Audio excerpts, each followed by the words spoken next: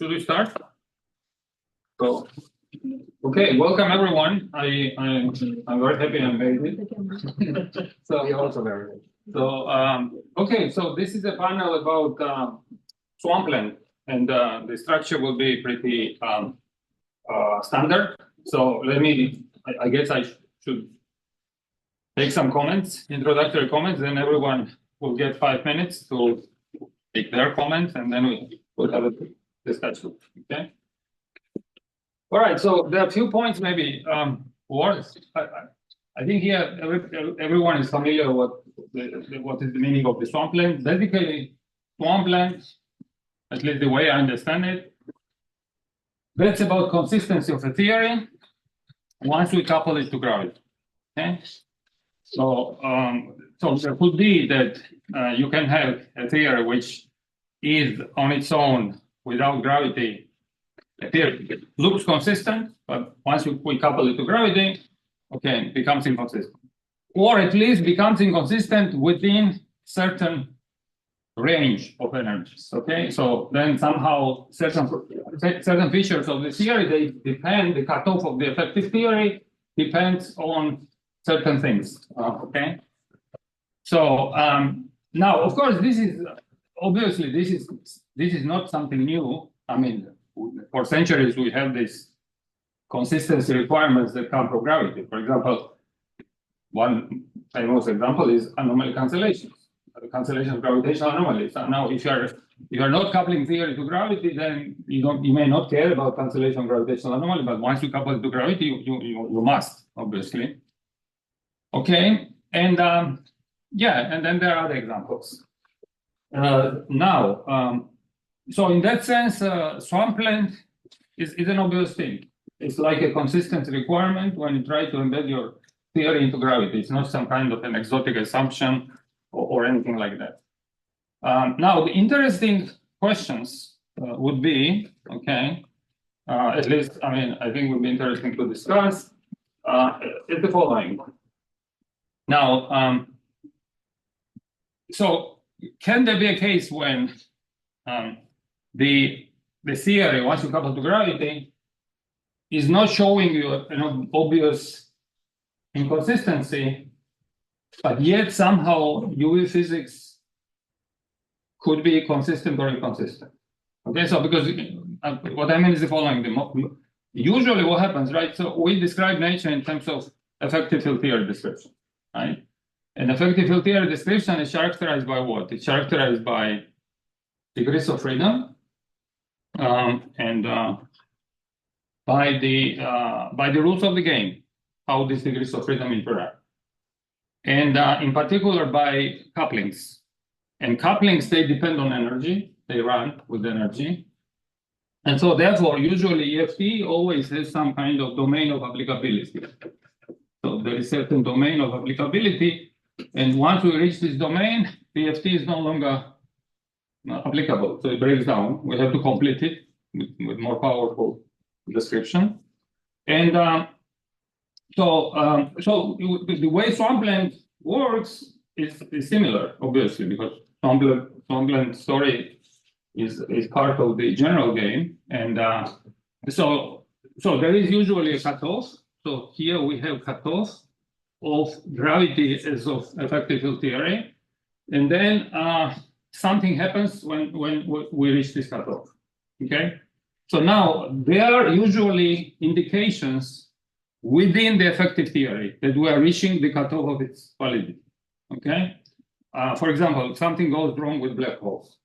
Example is, for example, species, number of species scale is a very nice example of that.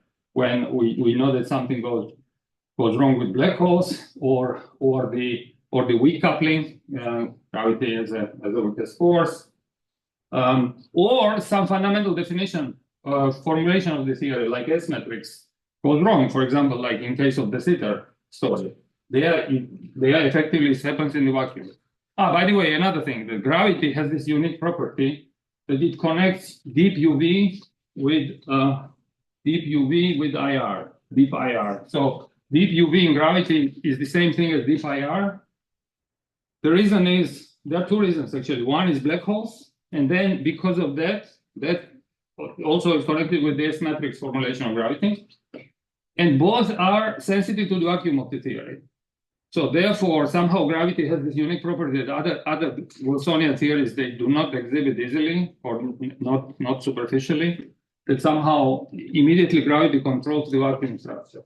So there are all these properties. So for example, an interesting question would be, could we have a situation when based on EFT analysis, we don't see obviously that something goes wrong, and yet the fundamental theory is selective? So this is the question that interests me. I don't know what the answer is. Somehow intuitively, I think that the answer is probably no, that always there must be something in EFT that breaks out when we hit the boundary of the validity, but I don't know, I don't have a theory.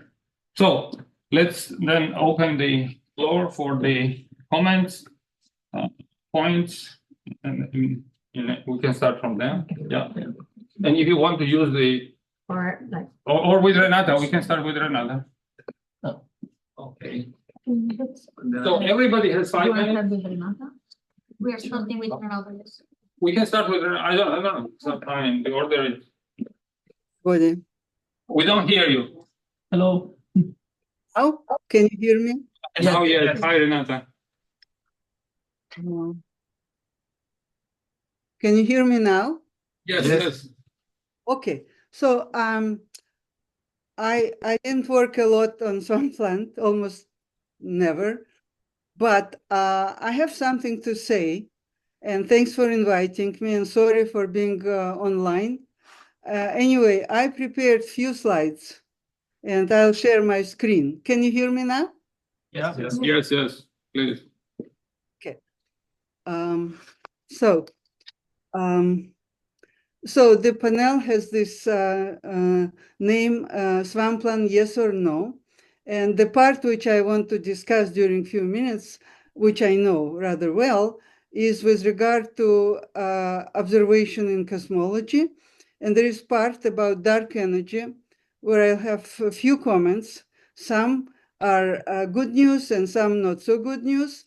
And about inflation, I actually have something new and nice. And so let me proceed with the first part. So the status of dark energy. So KKLT story about de Sitter and string theory, there was recent progress by McAllister, Moritz, Nali, Schachner. And the talk was given by Moritz at Strings. And they have now much better candidate de Sitter vacua. And of course, the problem is not solved by far, but they know well the problems. And I talk to them, and I know that they understand one of the major problems with Ramon backgrounds, and they have some plans how to proceed. So it looks like, at present, positive news. Now, about the dynamical dark energy and Swampland. The status, from all I know, I'll tell you, and if you know more, please let me know in the discussion, which will be later. So the suggestion was, because there are difficulty, according to Swampland, to get de Sitter, and this is known as Swampland no de Sitter conjecture. There was a proposal back in 18 to, instead of cosmological constant, to study accelerating universes. And the proposal was to involve this exponential potential. And soon after, with Akrami, Linda Vardanyan, we posted a paper where we made a significant analysis, because some of our group, like Yashar Akrami and Vardanyan, they are Planck people, so they knew what is going on in the data. And so we concluded that the proposal of accelerating a universe in string theory is ruled out, because you need to feed the data very small lambda comparative to the lambdas which occur in known models. And so this story was kind of finished, but there was something very interesting recently. And there is a talk by Susha Parashvaran at Strings, and she described this very interesting work by Andriot Parameswaran Tsimpis Razu Zavala, where they ask the question, maybe we can still have a nice quintessence, which means accelerating universe, if the universe is not flat. And the answer was indeed very interesting investigation. They found that there is runaway quintessence in the open universe, in particular because open universe changes the cosmological evolution equation. They concluded that you can have eternal acceleration precisely when lambda is larger than square root of 2, which was the case. And as you see, square root of 2 is not good enough to have it in flat universe. So this was very interesting, but almost immediately, there was another paper, as you see, in Astra PH, by a few authors who are probably observational cosmologists. I don't know them well, but Susha and Ivon Zavala, they know both sides of the story very well. I believe it is the solid paper which ended the story by observing that if they put all the data and all the proposal based on this dark energy accelerating universe, the conclusion was there is no significant hint for special curvature in the data. And so my conclusion here, which some people may say they agree or not, I would be curious to know, that what kind of progress in dark energy we can say now. Is it cosmological constant or quintessence? And of course, the data from DAISY suggests we should rather look at quintessence, but this is all not quite yet established. So what is the role of Swampland ideas here? And from my perspective, all story about dark energy, there is not much to report, and all efforts did not bear out for now. The cosmological constant story may proceed, and we will see if it will actually improve the situation, but we don't know it yet. And so I will proceed to my next page. And it will be my pleasure to tell you this very recent story. Just 3 weeks ago, there was a paper by Casas and Ibanez, Luis Ibanez, with the title Modular Invariant Starobinsky Inflation and Species Scale. And their proposal was very interesting.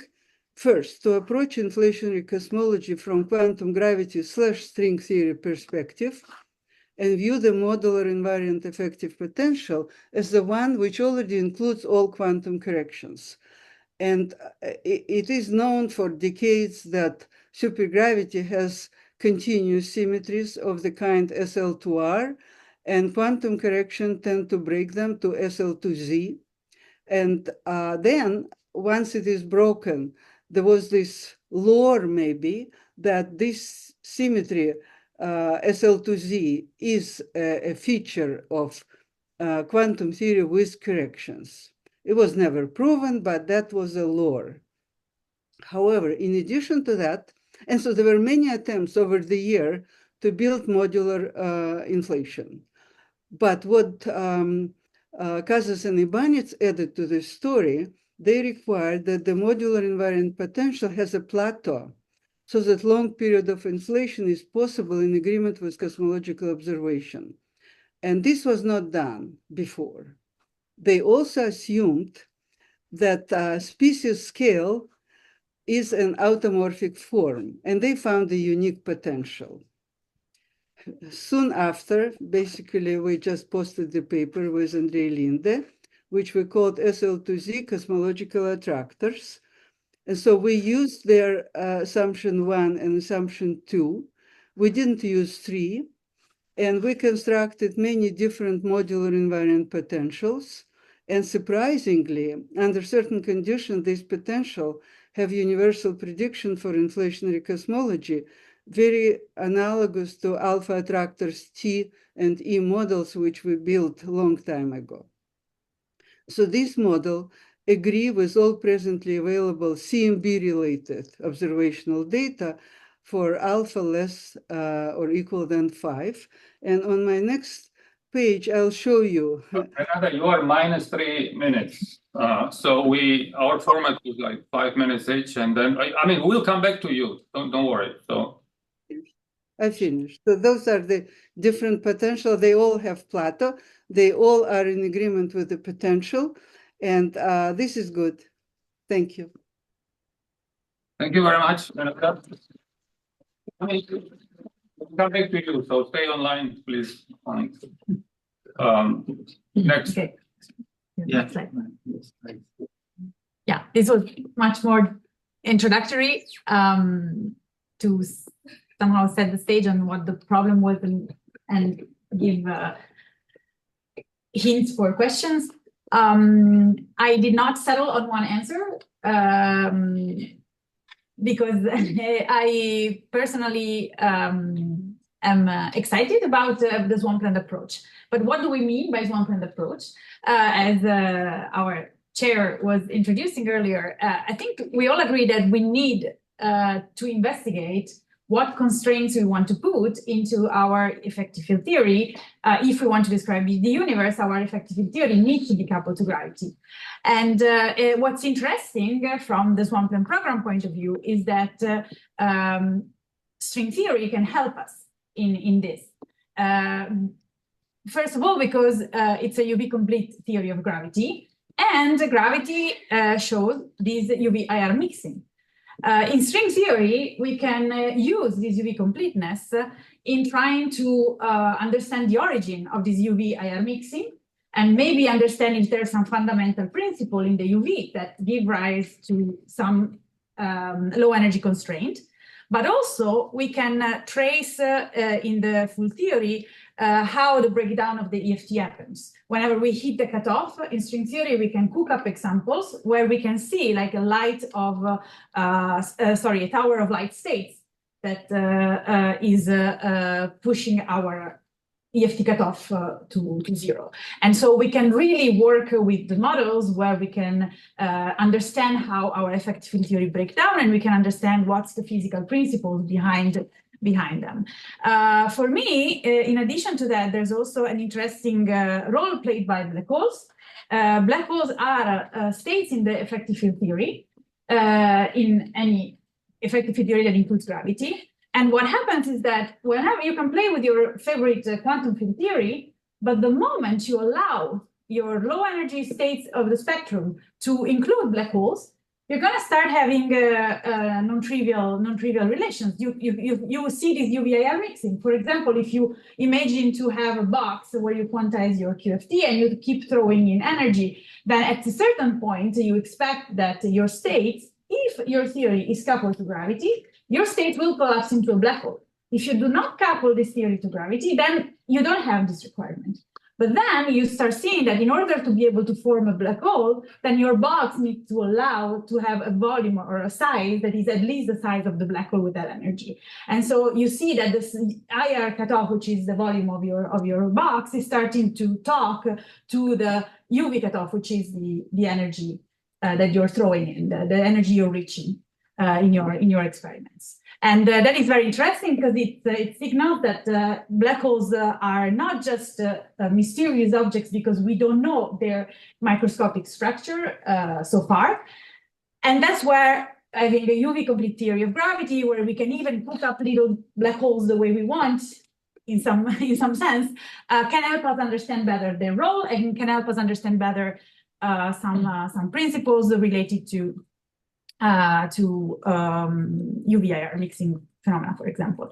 There's another thing that string theory has given us, which is holography in the form of ADS-CFT. So we can rephrase some questions that we have in the theory of gravity as questions in a conformal field theory that lives in the boundary of our space-time.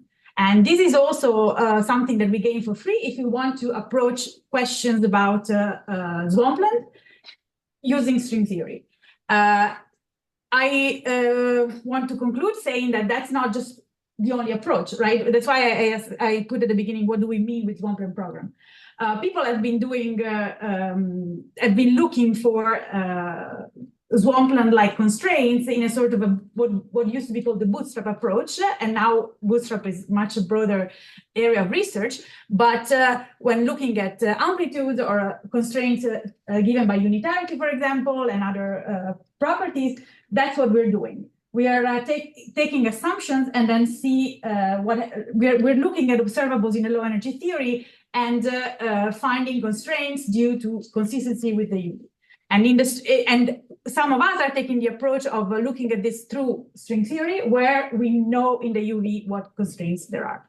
And this is one approach, and we can then discuss in the next hour if it's more or less powerful. So that's Thank you very much. Okay, that's good. Time. Okay, we go clockwise, whatever, anti-clockwise. Close, yeah. We next. Ivano? Yep. Well, You know, to make a surprise. Just bring it up. Bring it up. a roulette. You can give mine. Okay. we can mix it. Explain it. Yeah. All right. So I don't have that much to say, mostly because lots of the keywords were already mentioned, and because I think Gia's introduction was very much on point. So I very much align with that. But yeah, my basic answer is definitely yes, simply because I want to emphasize that it's not like the Swampland program is something that, starts from realities made of, pixies and fairies, and this is what comes out of that. It's supposed to be at least, a model-independent approach, a bottom-up approach that starts from the EFT, from what we know, and really takes the rules of the game, as Gia says, seriously. So the whole point is taking the rules of the game seriously and see what comes out. The rules that were, exceedingly successful so far. So that's more or less what it's about. And therefore, my point is that it's not like something that can be just ignored or dismissed because, it's related to some approach or some other approach. It's supposed to be universal. That's the message. And as far as what we can do with it, as I explained this morning in my talk, mostly from the theory standpoint, it's good to provide a richer common ground with which to compare various approaches, various conclusions, and so on, and perhaps exclude some theories or which we have been able to do explicitly for certain specific classes, and there are explicit classes of say beyond standard model EFTs that are excluded by these things in a very sharp way. As for more phenomenological aspects, the hope is that since again the lesson is not everything goes in quantum gravity, maybe even without having a concrete UV completion with a concrete link to our particular low energy description, maybe we can still hope to say something, because maybe the theory is so constrained that the low energy physics, coupled perhaps to some observations, maybe stuff like, hey, the dark energy is really small, or something like that. Maybe it can imply something on new physics that we could hope to see much sooner than expected, right? Maybe new physics pertaining to quantum gravity need not be relegated to Planck scale effects. That's the hope. Of course, again, more concrete things can be said in very specific idealized circumstances. And because there's no free lunch, as was emphasized by Jan today, the free lunch theorem really tells us that, the more realistic we try to get with these considerations, the more speculative they become. So of course, one has to be careful in balancing how speculative one's ideas get and how honest the presentation is. And so by really going to the real world pheno applications of Swampland ideas, I think, one has to be careful in this regard, but the hope is out there, and I suppose time will tell. That's more or less all I wanted to say. Yeah, thanks very much.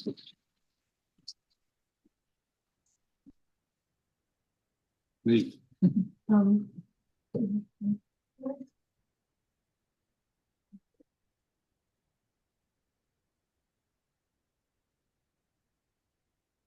Okay, so I'm perhaps the person on this panel who knows least about Swampland, and because I was asked to be on the panel, I had to rush and find out a few things about it. So this is sort of the thing in the box is pretty much what is sort of the, what Wikipedia tells you is a swampland. And the idea that you have an effective low energy physical theory, not compatible, and the idea that they're not compatible with quantum gravity, and consistent looking theories with no consistent ultraviolet completion, theories of quantum gravity, which identify universal principles, and have sort of highlighted those with gravitational UV completion. So I come from an approach which is, I would say now, because I'm confused about the bottom up and top down, so from left to right. So it has some choice of fundamental degrees of freedom, some choice of what the kinematical degrees of freedom are. And many quantum gravity approaches start from that, including string theory. So CDTs, spin forms, GFTs, we heard a lot of that last week, tensor models, loop quantum gravity, causal sets, which I work on. And the idea is you start off with some assumption about the fundamental degrees of freedom, as old-fashioned string theory also did. I don't know how string theory is, how it's viewed today, but you think of strings as fundamental degrees of freedom, and gravity is coming out as an effective theory. So for me, this choice of kinematic ontology, so excuse that word, but I think it's useful, is somehow key to defining all these approaches. And it's this idea that there's somehow a universal swampland. That's why I have a S out there, because I believe that each of us may have our own swamplands to deal with. And I'm going to tell you what causal set swamplandia may look like. But really, I feel like the structure of the theory from the start, like what are the degrees of freedom, are in fact going to give you an idea of what class of effective field theories. I mean, maybe this is an old-fashioned way of thinking about it, but to me it seems very much in keeping with the way we see most of physics. We understand things as being emergent, and at that the details of that emergent property depend on where you started off from. And so I think that's also the case with quantum gravity. So in causal set theory, which you'll hear about tomorrow, we have a approach to quantum gravity where you basically take the causal structure post set, which I've written down there, the M with the preceding sign, as a fundamental object which you're quantizing. So that's your fundamental degree of freedom. And on one side, you have the ground, the thing that you have to ground your theory in, which is manifold-like D equal to 4, Einstein equations, de Sitter, you need the standard cosmology to come out of your theory. And that's where we would like to aim for.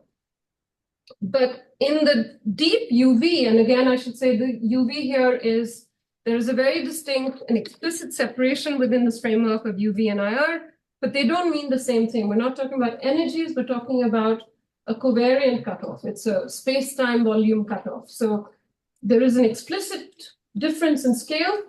And in this deep quantum gravity regime, you can have all kinds of things happening. And that's perhaps the kind of swampland we would worry about. You could have any kind of dimension, not just 26, 126 if you like. And there are many parameters, obviously, that we don't know how to tune. Right? So that's in the deep regime. And there are non-continuum phases. But the principles that we have to use, and this again seems to differ depending on where you start from. The principles we use are that there's an order theoretic fundamental structure, which is like a protocausality. It's not causality, but some kind of a protocausality relation. You have a fundamental discreteness, which leads to a finiteness of the theory. You have covariance in the form of label invariance. And those are principles with which we define these theories. And as we approach the right-hand side, there are interesting phenomena that could happen. One is the fact that even though it's discrete, there is Lorentz invariance. It's that comes out of the theory. There's a value for lambda that you can construct in that effective sense, which looks very much like the fluctuation in lambda that you see today. You can construct QFT on causal sets, and basically these QFTs are non-local in a way that doesn't violate causality. So those details, at least to me, are linked to where you started off from the left-hand side. If I were to just look at the right-hand side, I can't imagine how you would get to causal sets or cosets. I mean, maybe there's a way, but I don't know. And so this, I think of as a single theory with possibly multiple parameters that you have to understand. But I think the onus on any theory is to find a consistent framework for quantum gravity. And that means, of course, going from here to there. So let me end with that. Thank you.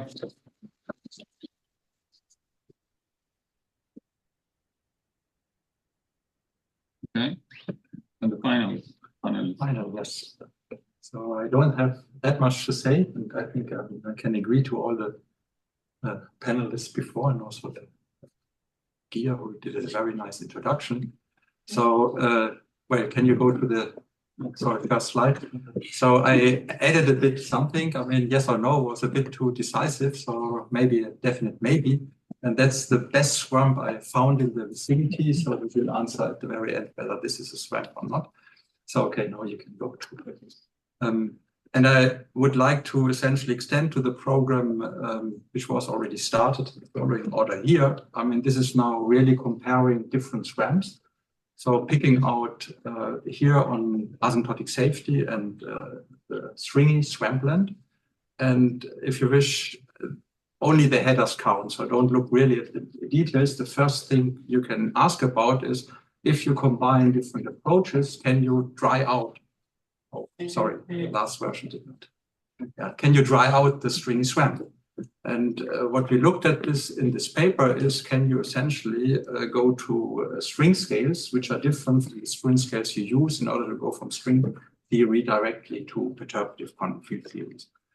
So, of course, what you can also do, and I think I can share the notions of my co-panelists. Why am I here? And I think I'm a proxy for other panelists and the organizers. So you see a nice paper by Ivano and Alessandra.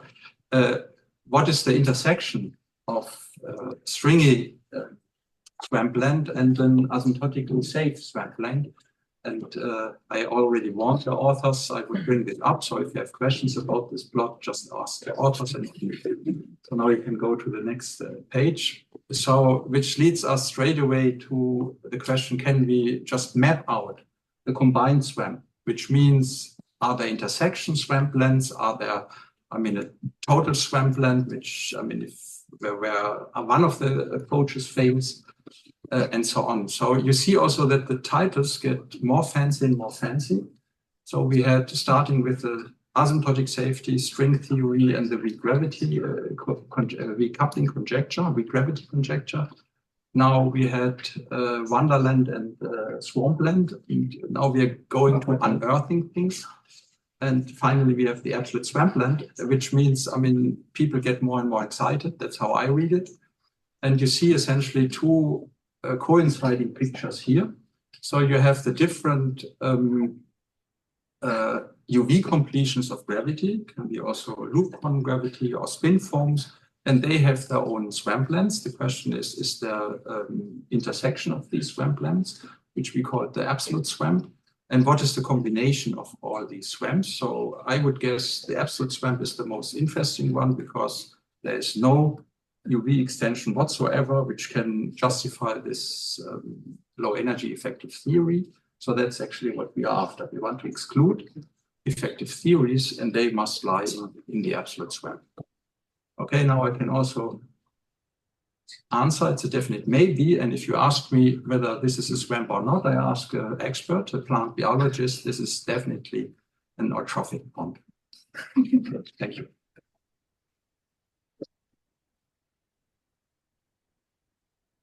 Okay, thank you very much for this very nice presentations.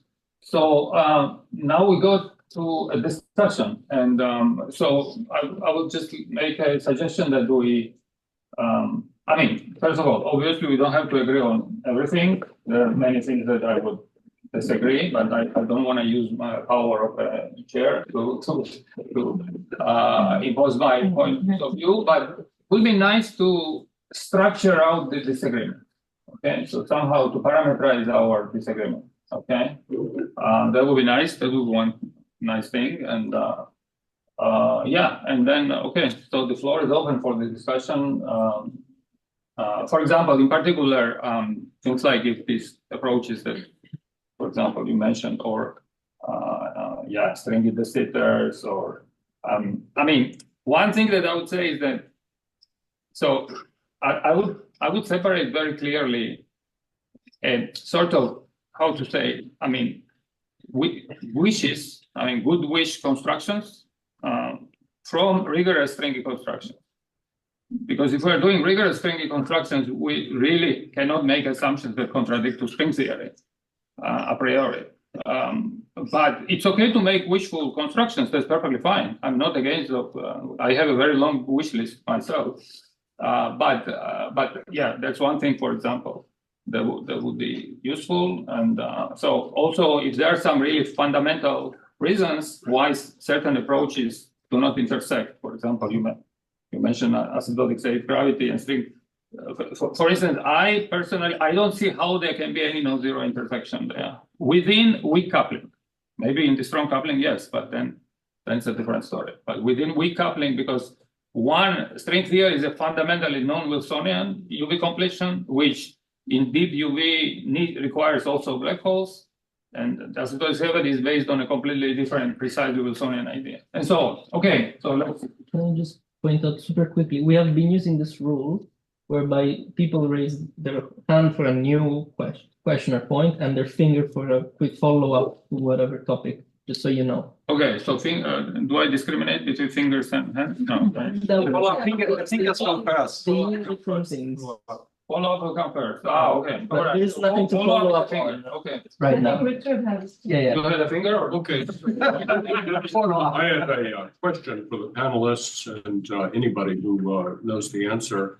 I work in quantum gravity as a low energy effective field theory. Is there any statement or any suspicion that somehow quantum gravity, general relativity considered as a effective field theory is not extendable in the ultraviolet? I hope not, but maybe others. Okay, anyone wants to answer? I mean, pure gravity, you mean? Pure GR. Yeah, or general relativity, quantum general relativity. And the follow-up to that is, how about with the known massless degrees of freedom, namely E and F? I can answer it, but let me first give right. So I think as an EFT is perfectly fine in the sense that, as long as you allow some other stuff that you're, integrating out to be there for consistency, I don't see any problem. Now, if you instead declare the Maxwell theory, like you said, but you declare that the full spectrum contains no charged states, then I would say that the theory has a problem. But that's an example. But as a purely, let's say, agnostic EFT, I don't really see any problem. In fact, it is the deep infrared of the standard model EFTs, the Einstein. One would hope so. Indeed. And a follow-up question, unless anybody has. I just wanted to, yes. maybe I would, so maybe I'm sort of really on the edge of this panel at some level, because I think that what you're describing in Einstein equation, that's something that whatever your deep UV theory is, should limit to, right? I mean, I think that actually constrains the theory, not the other way around. So that's what I've always thought, but you all are telling me that there are no, I'm not. great constraints that can be used to say that there's a certain theory that has no massless degrees of freedom that we just can't extend into the ultraviolet. There are examples, yeah. But they're not, Einstein-Maxwell is not one of those examples. With just massless degrees of freedom, and it cannot be extended into the ultraviolet, right? Yeah, what I'm saying is that it can be as long as the UV has certain properties. So my constraints are, I specify the massless degrees of freedom, and it looks like an okay theory to me. And you're free to add whatever you want in massive degrees of freedom, as much as you want, as many interactions as you want, and you're free to have perturbation theory break down.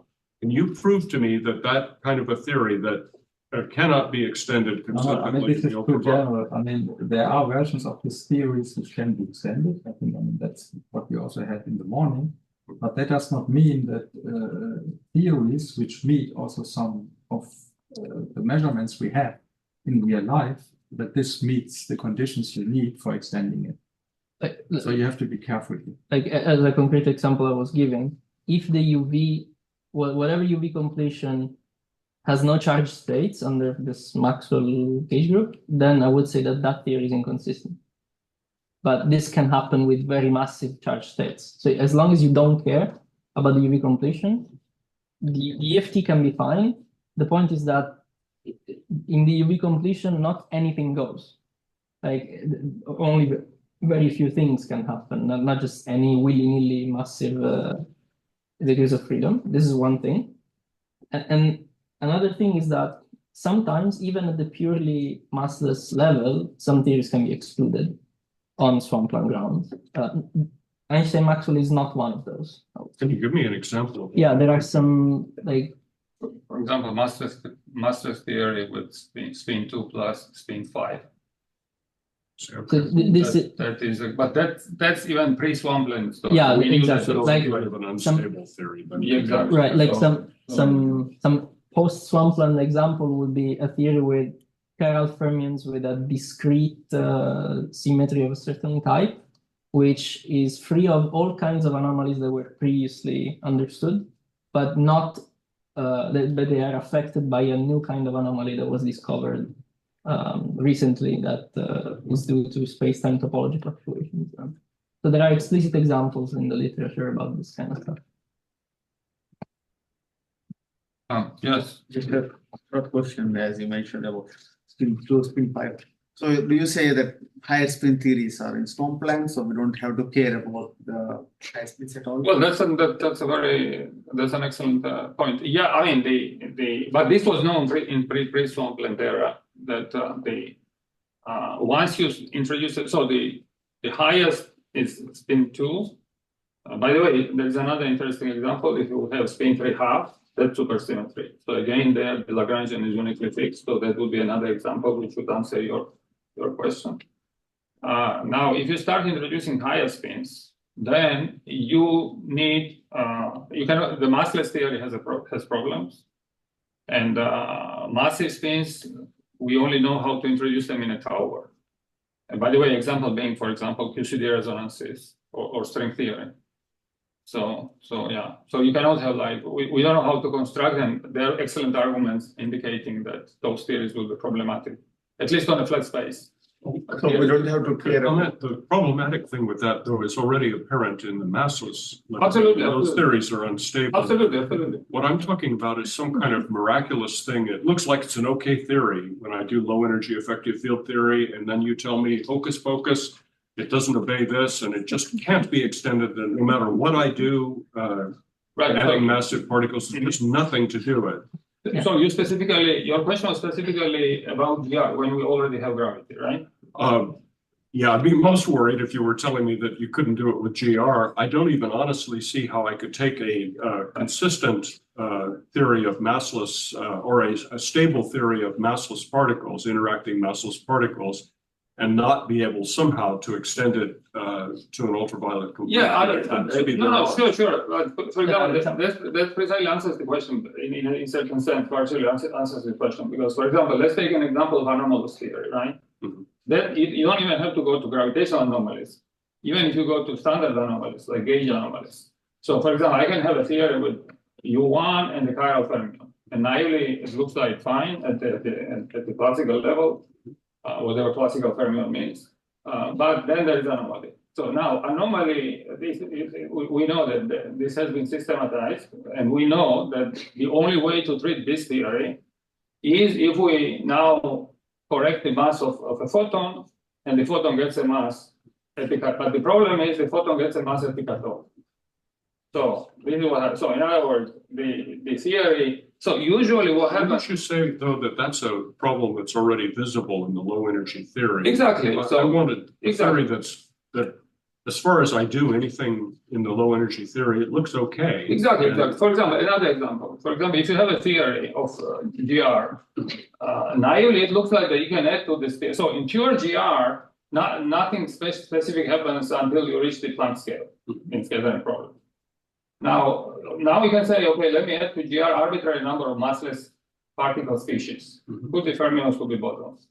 Now what happens in that case is that now if you are a very low energy observer, you don't see much, you just see massless. But what happens is that the cutoff of the theory comes down. So that's the thing. So usually it's not that you are large numbers of matter loops contributing to that. Loops you could find, you could resum and find whatever, but the black holes are the ones that tell you that the black hole evaporation goes out of thermality necessarily around certain scale. And so usually what happens is that you don't eradicate theory right away, but you lower the cutoff. So somehow there is a relation between where your theory stops to be an effective field theory so usually it enters through the cutoff scale. So these constraints. So for example, that would be one example. But I would say that if you manage to have a theory which two all orders in loop expansion, let's say, well, actually non-perturbatively, two all orders in quantum corrections, you have a massless spectrum, and that is stable. That's a fine theory. It will just may have cut off somewhere, but that looks at certain energies. It would be extremely surprising if the theory has a problem now. So, I know that Anna's been raising her hand for a while, but let's super quickly to nail down this point. Examples where the massless theory looks absolutely completely fine, but the UV completion is broken, arise in simplified settings where one can actually look at these things, namely. For instance, supergravity in dimensions higher than 5, at least 6. There are explicit examples where if the massless matter content is too big, that you have too many fields, too big representations, the gauge group is too big, then the theory is dead. What happens to so it? What happens is that there are certain anomalies that appear, which are not of the kind that I described before, which you could see in the low energy theory, if you will, but non-perturbatively suppressed. So they are present in the low energy theory. Yeah, the kind I said before, but this other kind of anomalies you cannot see because they appear on the volumes of solitonic objects that couple to certain massless fields. So they are charged solitons that appear as microstates of certain black holes, black brains, and so on that are in the spectrum. And by the completeness argument that I gave this morning, they should exist as microscopic objects which carry zero modes that appear as localized fields on their world volumes. And these theories should be unitary, right? They should respect unitarity, and they contribute an anomaly inflow to the in this case higher dimensional theory in space-time. And if you play with if you track down all these anomalies, sometimes there's just no way out. Either the theory is anomalous or it's non-unitary. What about perturbation theory breaking down? In that case, I don't think there's anything wrong with these because the number of fields is. People will quite often exhibit a violation of the Froissart bound, which happens even in quantum gravity, right? But I would say that just means that perturbation theory breaks down. Right. No, this argument I'm giving is non-perturbative. These examples I'm giving are. So it's immune even to the possibility of being cured by perturbation theory breaking down. Is that what you're saying? Yes, I would say these theories have no UV completion in quantum gravity. Really? Yeah, I can give you some literature. Yes, I'd like okay, so sorry, I didn't mean to. But just to maybe make a comment. So yeah, indeed, if perturbation theory breaks down in the theory, because the QFTs are defined by their degrees of freedom. if perturbation theory breaks down, which usually means that some expansion in some parameter breaks down. So then I would say that, yes, you are hitting the boundary of your description. So then the theory tells you that it indeed breaks down. Because, breakdown of perturbation theory is one way theory tells us that you are hitting the boundary of the description. Yeah, I just wanted to mention some theories are not compatible with even infrared causality requirement. If you add the interactions with not a proper signs of higher derivatives, you get problems with causality. Sure. So that's an example. It works even without gravity, like simple sheet symmetric scalar or photon theory. So it's very easy to hit this problem. No, that's of course. Of course, there are. Yeah, that's absolutely correct. There are standard consistency requirements for the theory that it should go free, etc., etc. Yeah, but if we violate those, then there is nothing to discuss. So here I thought the question was about theory that at low energies looks perfectly fine, satisfies all these requirements, and yet this theory doesn't have any completion. I think that was the question. Yeah, right. Yeah, let's go to Renata. Yeah, I would like to continue the discussion, which started with observation that in certain higher dimensional supergravities, we already know because of amplitude computations, there are anomalies and UV divergences. But in d equals 4, we still don't know. And so the situation is not clear, at least for now. And so more computation in 4-dimensional amplitudes in maximal supergravity in the future. I was at Amplitude 24 conference where this was discussed. And so we simply have to wait. We don't know yet in 4 dimensions. And this indeed is very different from higher dimensions. Thank you. So Renata, just to understand, so this was the comment about this finiteness? Or what did you mean on the computations? Okay, no, the comment before me was about anomalies. Right. And anomalies, according to superamplitude computation, are directly related to UV divergences in higher dimensions. And so there is a relation. Now, in 4-dimensional maximal supergravity, what we know for now, there are a few cases which are known as enhanced cancellation of UV divergences in perturbation theory. And they are suggesting that we need more computation to be able to say that d equals 4 is as bad as every other higher dimension supergravity. This is still a question which we don't know the answer. Okay, thank you. Yes. A question for Ivano. So you mentioned that these anomalies are non-perturbative. Yes. What kind of non-perturbative techniques are used to calculate them? So it's similar to how traditional large anomalies are described, right? So there are various ways to describe these anomalies, back to the ellipse-Nair method, for example, that essentially constructs an invariant of certain homotopy groups of the gauge group. So this was the sort of the old but not too old story about global anomalies. Then the more contemporary framework to deal with these anomalies is essentially to there's a recipe, at least in standard Lagrangian field theory, to construct a topological field theory whose anomaly is the same as the one of the theory you start from. And this is a topological field theory in 1 dimension higher. So there is a recipe to construct this object. It's in more technical jargon, it's called an invertible field theory or anomaly theory, which captures the anomaly. And it's a topological theory of this type. Now the question is, so the anomaly is given by evaluating this object on certain closed manifolds of 1 dimension higher. And the traditional global anomalies stipulate that you must evaluate this object, this topological invariant, on a certain class of such manifolds called mapping tori. So they are D+1 dimensional manifolds constructed on top of space-time in a certain way, and they encode large gauge transformations. Essentially, they have a cycle which encodes, gauge transformations that are not homotopic to the identity. And this was known since the 80s, more or less.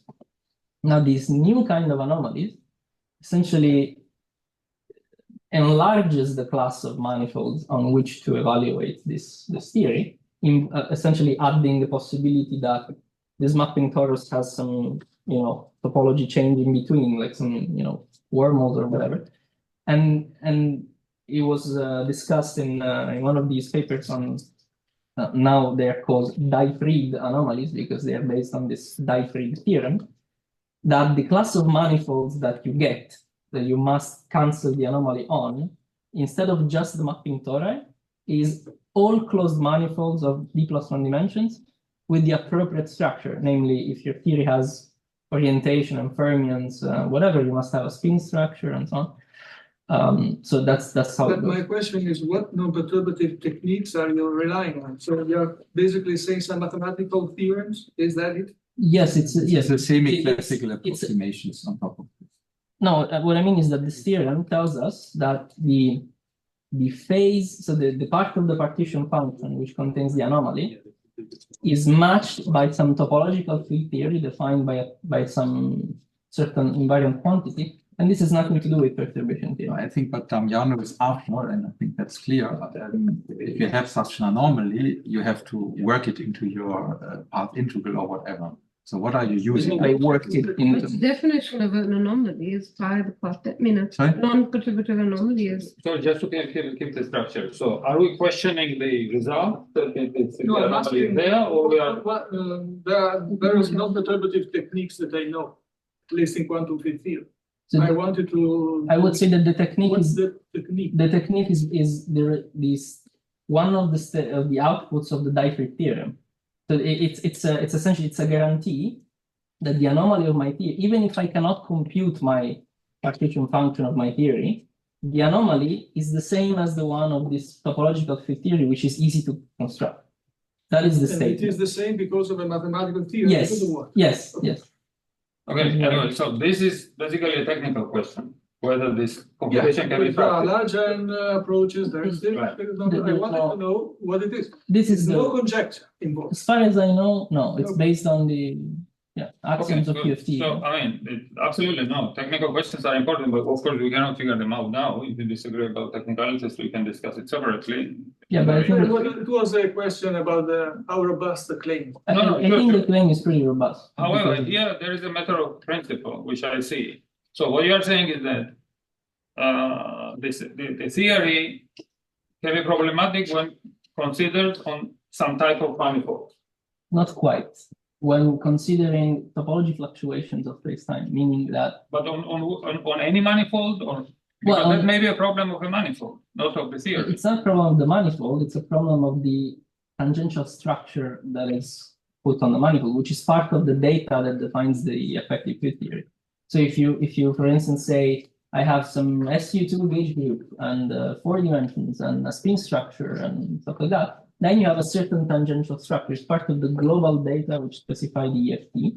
Yeah. And then this is the class of manifolds in 4+1, 5 dimensions you should worry So about. in those cases, you are saying there is no way to choose a manifold on which theory will be consistent, or not? It's one way of saying this, yes. So, okay, so then it's simply, it's not No, about no, the no. manifold, it's an inconsistent theory. Yes, Yeah. yes, that's Theory what is I'm saying. inconsistent Yes. on any manifold. Yes. Okay. All right. Standard model is fine, by the way. I'm Just wanted I to hope get so, yeah. previous discussion. Yeah. Understand. So there is this Mr. Basile of constructing higher spin theories with mass-like higher spin theories. Do we say that this Basile's higher spin theory is in Swampland? It's not consistent with quantum gravity. Do we say that? Right. I mean, unfortunately, those constructions are far from being complete. These are at the level of usually free theories and also none on flat background, because I specifically emphasize the flatness of the background. Okay. Those are in ADS. And also, once you go to the curved background, of course, you have to make sure that the curvature is less than the mass of your excitation, because essentially the mass of excitation gives you the cutoff. So I don't think there is a full clarity there. So yeah, it's an interesting question. The question would be if, so for example, we know one theory that has power of spin states, I mean, different things, is the string theory. So it's an interesting question whether any theory with high spins is somehow comes from the same universality class, or maybe you can have a theory with high spins which is not reducible to string theory. Very interesting question. Yeah. So maybe just a quick follow-up is that usually, at least most of the Swampland ideas I know, apply to theories which have low energy limit dominated by Einstein gravity, which in the gravitational sector, then you have matter or whatever. And Basile type higher spin theories are not of this type, where they have a massless tower and huge gauge redundancies and so on. So the question is if these theories can be described in a Higgs phase in which, and as far as I understand, it's a difficult issue to say the least. Yeah, I mean, that's a good point. So the conservative definition of whatever swampland or consistency that I tried to introduce at the beginning was the theory, and as an effective field theory in deep infrared flows to Einstein plus some number of light species. So if that's not the case, it's still interesting. Of course, we can enlarge the notion of swampland, but that slightly goes beyond what this standard thing that we're interested in. We're interested in taking standard model, coupling it to gravity, plus maybe some other species, and then consistency of that. So, okay. I'm sorry. Let me. Okay, so I think it will be new questions. So asymptotic safety is based on the effective field theory approach. And here we ask the question where the effective field theory breaks down. So how, I don't know, maybe it's a question directly to Jan, but how we can reconcile and how we can speak together about swampland and asymptotic safety?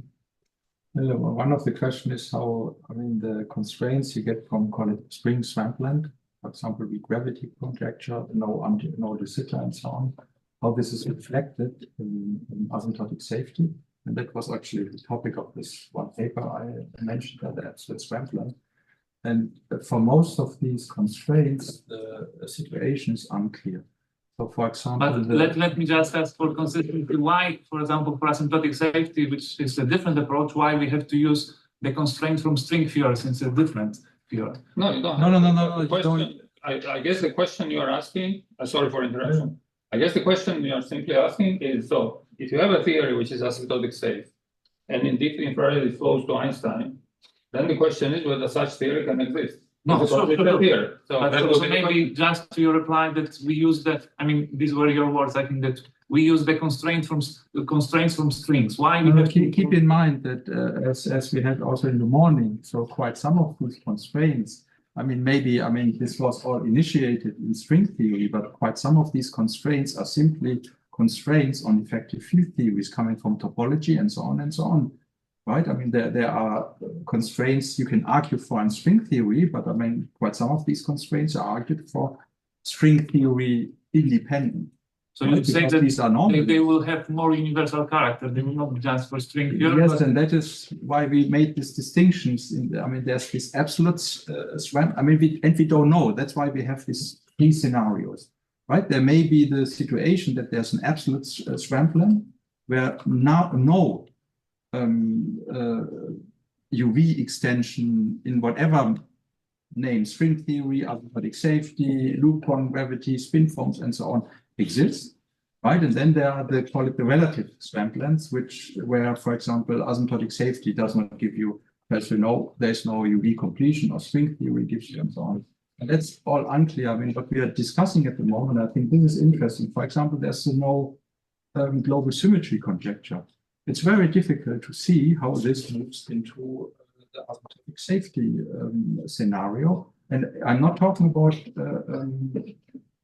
approximations now, because we have the structure, the mathematical structure of the equation.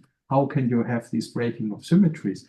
Of course, if you now look at these anomalies, there is a way to massage them in, but it's not clear. So whether this really then persists in safety, and then it would be interesting to see. That's why I also asked Ivano in the morning: is there an additional presupposition going into this no symmetry conjecture.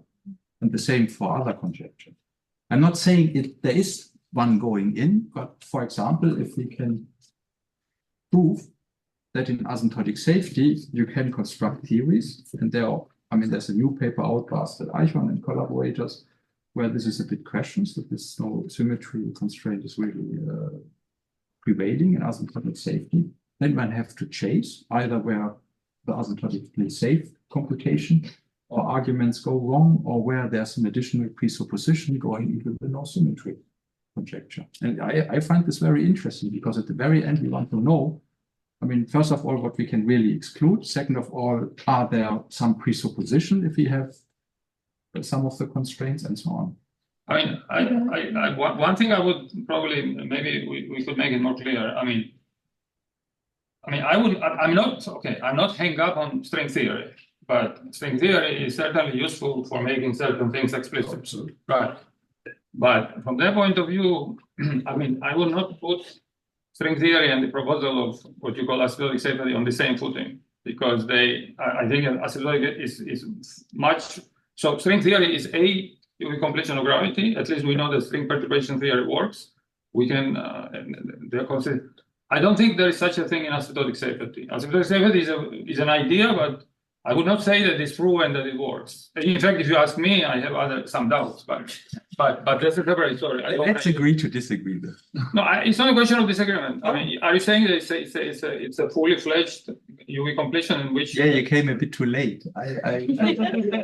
Yeah, okay. I made the argument in the morning. I mean, no, because there are obvious arguments against it. So, sorry, I cannot take this away, because there are obvious arguments coming from Chern-Lemon expansion of the graviton propagator, which I also these are in the literature. I understand, but they are not really applying. So I'm sorry.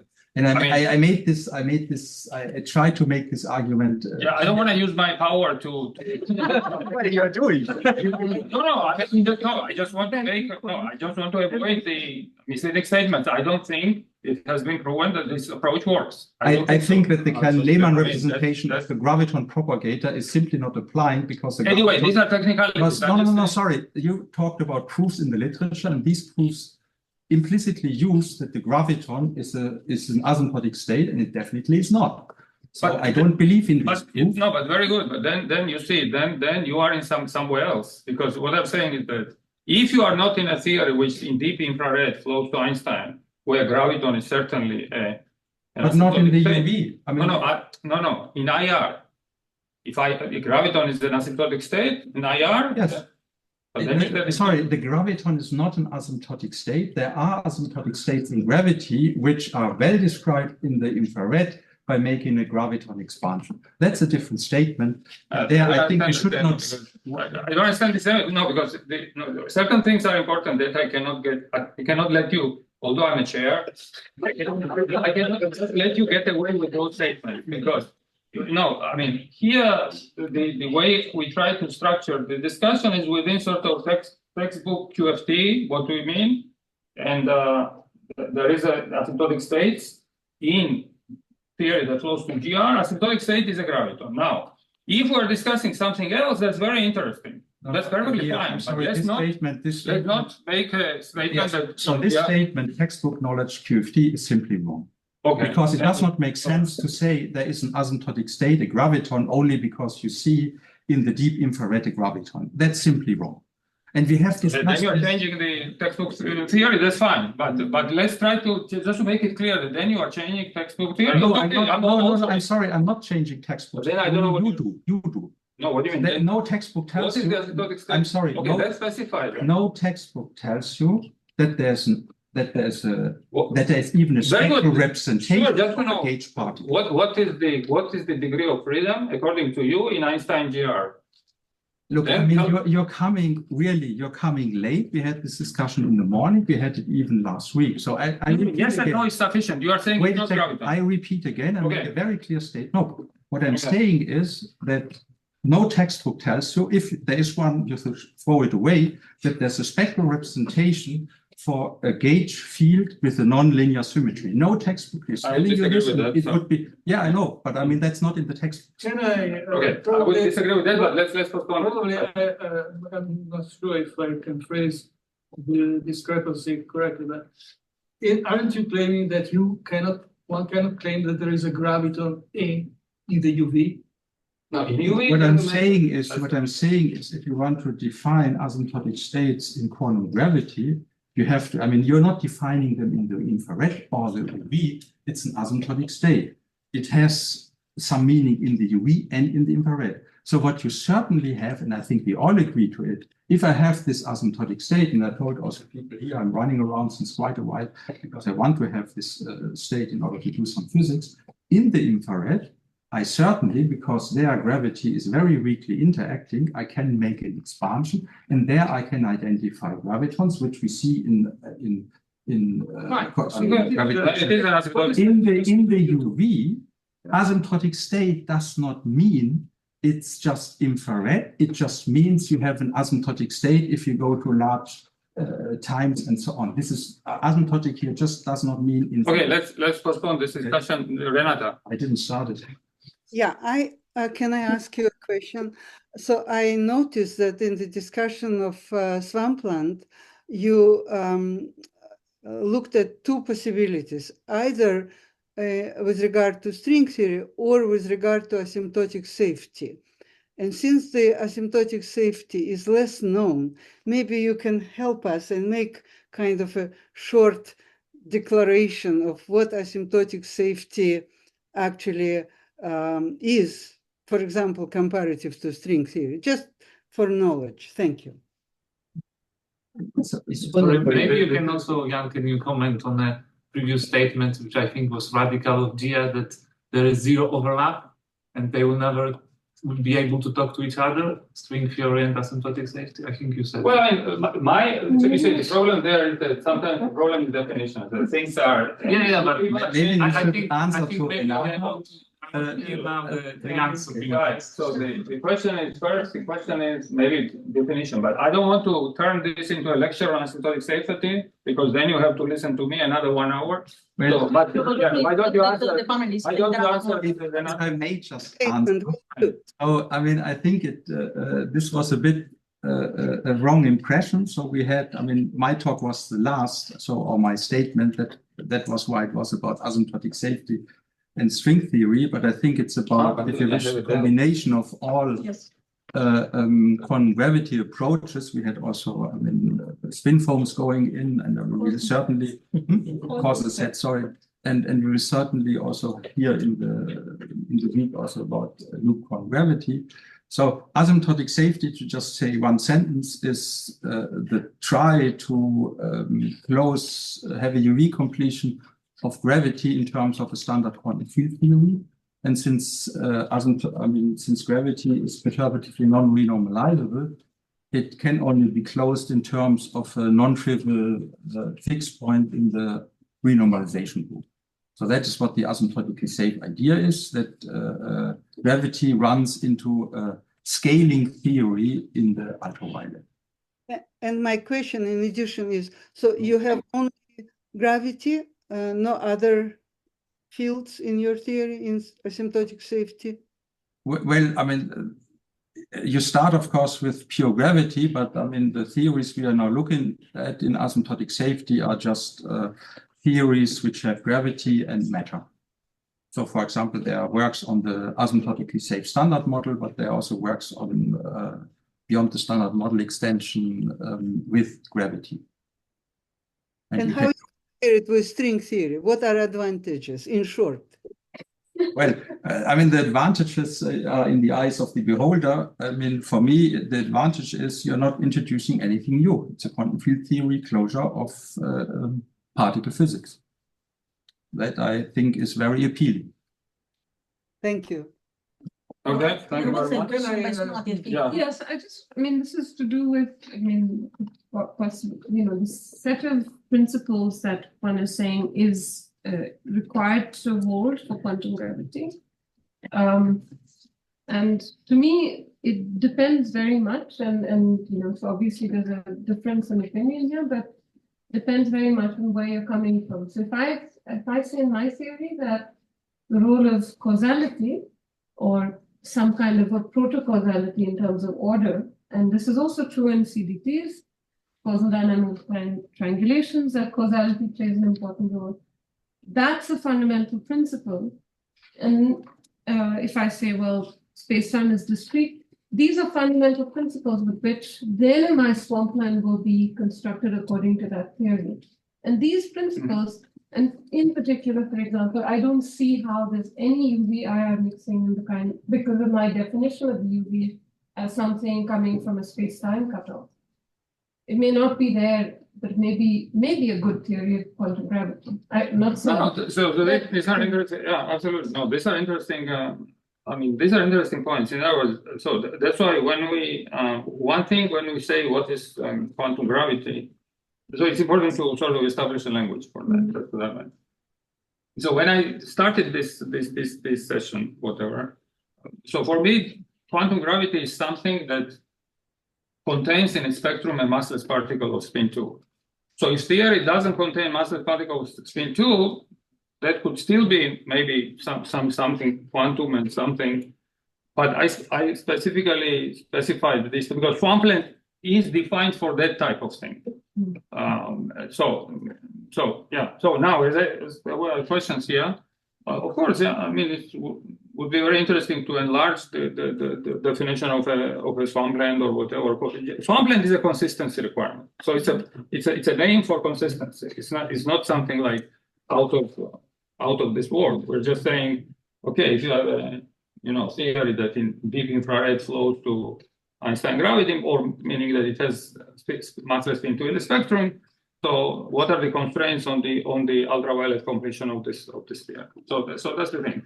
Yeah, of course. Now if we can enlarge this definition and stuff like that. So yeah, absolutely. So my criticism towards what people call asymptotic safety is within that universality class. There, I see no way, any sensible way to make this work. But okay, we can discuss the technicalities separately. Yes, so I would like to ask you, what is your claim that the idea of asymptotic safety is intrinsically flawed, limited? What is your claim? Yeah,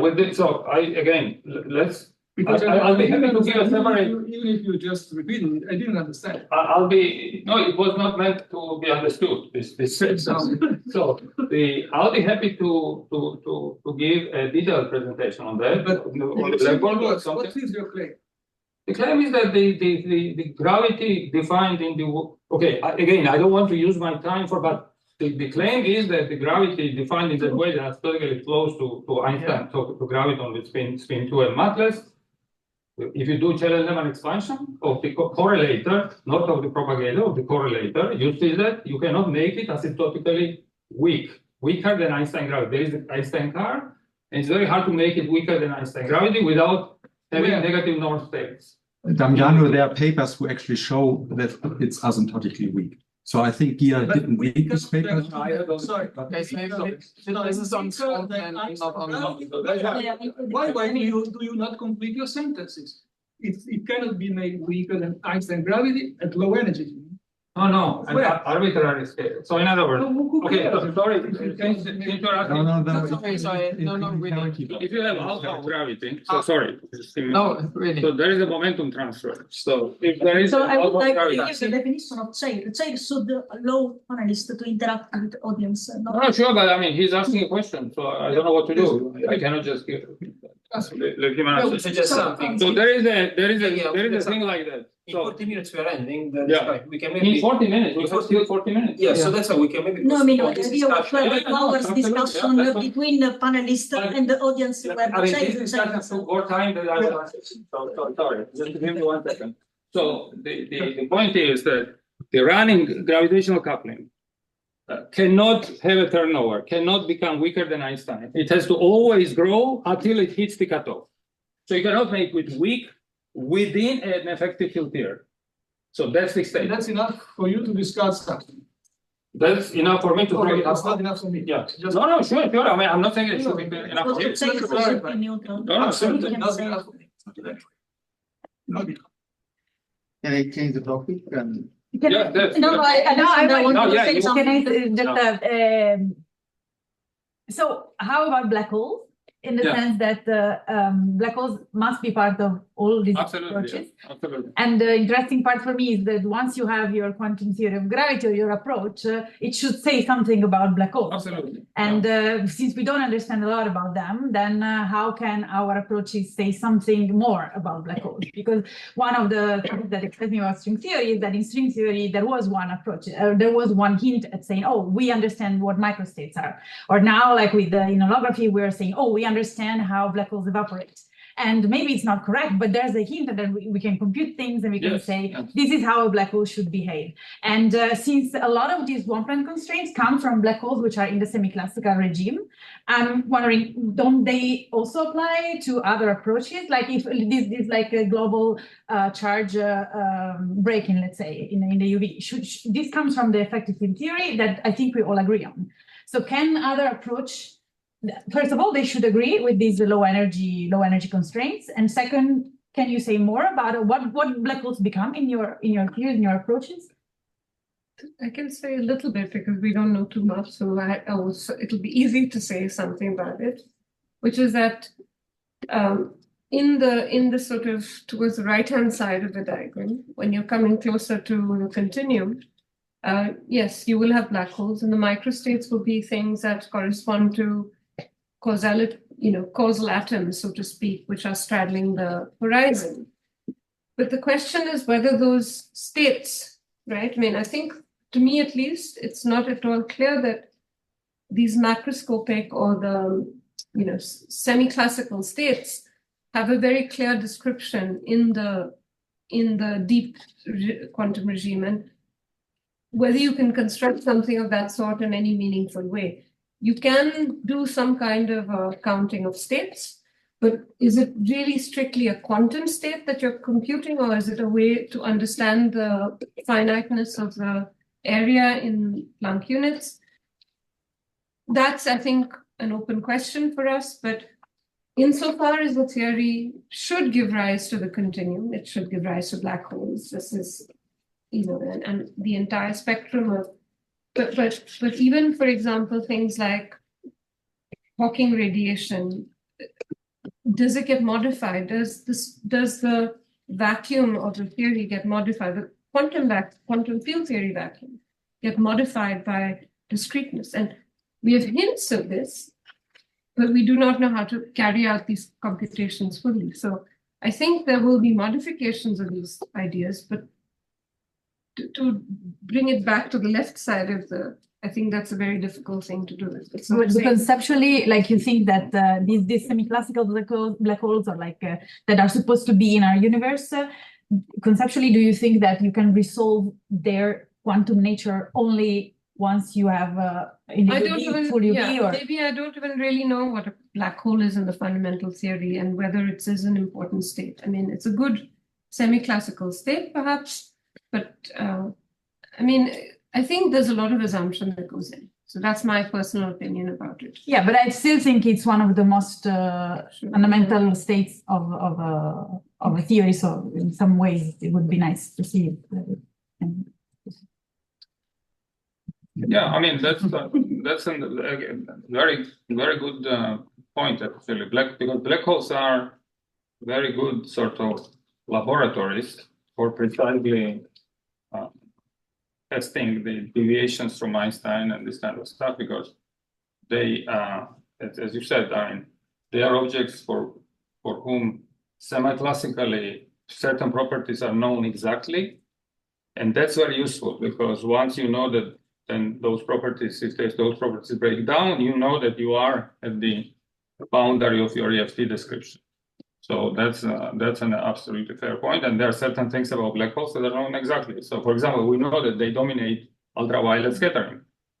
So therefore, if theory flows to Einstein, it has to be dominated by black holes. So yeah. So a bit of change of topic in relation to what Renata has mentioned in her talk. So, according to string theory, we have extra dimensions. We need to compactify anyway to get to 4 dimensions. I mean, that Ivano piece. Well, of course, certain compactification leads to some low energy criteria like inflation and describe data and give predictions. Then you say, well, okay, some other calculations does not give de Sitter, but the statements most of the times is okay, no de Sitter or no quasi de Sitter. There is a fight between these two. And well, if okay, let's say assume that okay, no quasi de Sitter, well, you must have some other framework of inflation, alternative inflation you have to build up, but that has to be simple. But all the frameworks of alternative to inflation are super complicated and less predictive. So, fully agree, yeah. Yeah, I would like to ask opinion of the people that why do we have to take seriously the conjectures, de Sitter conjectures? I don't think string theory has anything against inflation.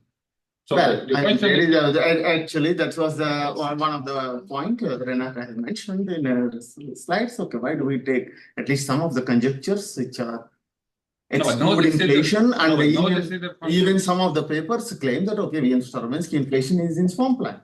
No, Stravinsky, no. Which are again very overstatements which are based on conjectures. No, let's try to understand your But question. perhaps the panelists can comment like Ivano or No, I understand, but I want to understand the question. So the question is that whether there is a conjecture against inflation. Against inflation, that's the question, yeah.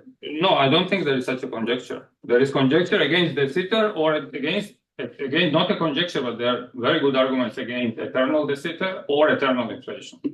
But okay, that's fine. I'm not aware of exact de Sitter, that's okay. So no theory can have exact de Sitter. De Sitter is unstable, but so no, but then you connected it to Stravinsky. Stravinsky is a specific model. Maybe someone. Okay, fine. I think any model requires a scalar field, a scalar degree of freedom to describe data, and this is inflation. So we have I'm in control. Why string theory? Why string theory community? Some part of string theory community claim that no, there cannot be inflation. I think Renata wants to say something. Yeah, maybe Renata can say. I never heard of it, but maybe correct me if I'm wrong. Can you please clearly state the question? I couldn't quite understand it. What exactly are... So is string theory against inflation? I don't think so. There are recent models of string theory, like fiber inflation, and even more recent version of inflation in string theory by Kikoli and other people, which are in good agreement with CMB data. Maybe they are not the most beautiful models, but I think the models which I was trying to show you in one slide are really nice. And they have this property that no matter what kind of a potential you start with, you get the agreement with cosmology, with cosmological data, because you have an attractor behavior. And so what appears to be happening just quite recently because of Ibanez and Casas is that this is the very interesting way to look at things, which they called a combination of gravity, quantum gravity conditions plus string theory, so that we can address observational data. And this is what I was trying to say in my few minutes. Seems new and interesting, that you take the best from where you can, because you, in the end of the day, you have to explain dark energy, you have to explain early universe data. And so the proposal, which goes in one of the Swampland papers, the way I was trying to explain, looks very positive to me. So if you go strictly with string theory, the best you do is fiber inflation, and I don't remember the most recent model, but it is not really very nice and hard to find.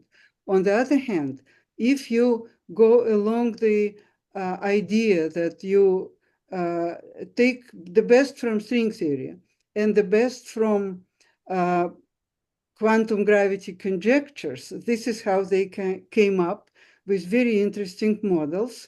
And we have realized that in the end, it looks like the most positive things we heard in a long time. Because when you do all kinds of philosophy and theoretical physics, this is fine, but there are data, and cosmological data are will be coming more and more during the next decades. Unfortunately, this is not the story in particle physics. In particle physics, we do not expect much. But cosmological data require us to understand what they're telling to fundamental physics and to quantum gravity. And from what I see now, it is a quite interesting development. Although I was never in great favor of Swampland conjectures per se, but the particular assumption that there are quantum gravity conditions which we may want to use in addition to string theory, and then build model which describe the data. And in the next 10, 20 years, the generation will see more data. And this is where I think the direction sounds reasonable. Thank you. You wanted to say something, right? No. No? I thought you had a comment. No. Oh, okay. Maybe. Anyone else from the panel? About this topic. Maybe just to be more optimistic, there's going to be a lot of data about cosmology, but if we're lucky, then also astroparticle physics will have some data, and then that would be good also for particle physics. So I think the question was more fundamental. The question was, forget about data, whether there is any fundamental principle in string theory that contradicts to inflation. Yeah. This was the question. Yeah, for that, I agree. No. If anyone is aware of the such principle, then... There are models of inflation in string theory. Yeah. Models is a separate story, but there is no fundamental principle. There are models compatible with the data. There wouldn't be a model. There was a principle, there wouldn't be a model. No, but those models are based on assumptions. But we cannot... But you mean reliable... yes, I mean, if there would be a fundamental principle, I think that was the question. Yeah, but I think the answer is no. I'm not a fundamental principle. It is a matter of construction. When you stop writing words and present some constructions and then compare with the data. And this will proceed because there will be more and more data coming, which is one way of checking quantum gravity theories, because there will be data in observational cosmology. And again, not in particle physics that much. And that is a status we know. And the follow-up naive question, given preference to data, we look at the data and try to understand our fundamental theories. Why do we have to study anti-de Sitter spacetimes? You don't have to. That's an excellent question. And in fact, can I share precisely the slide which I was not able to show? Okay, please. I don't know. Yeah, please. But I mean, we also study other spacetimes, which are. No, I never understood what is the purpose of studying anti-de Sitter. Mathematical, yes, but the theta in anti-de Sitter.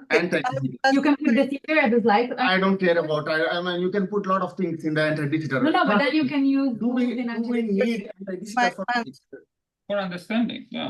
Mathematical or physics? Okay. Sorry. Understanding is usually. Can I talk? In June 24, and he's in the basis of all Swampland conjecture. So this was Lemaitre Conference, Specola Vaticana, in June 24, and Gia was there. And I was at that time at Amplitude Conference. I was not there, but I took the talk. The last page of Oguri talk was a quick, short formulation of conjectures. No arbitrary parameters, distance conjecture. No global symmetry, weak gravity conjecture.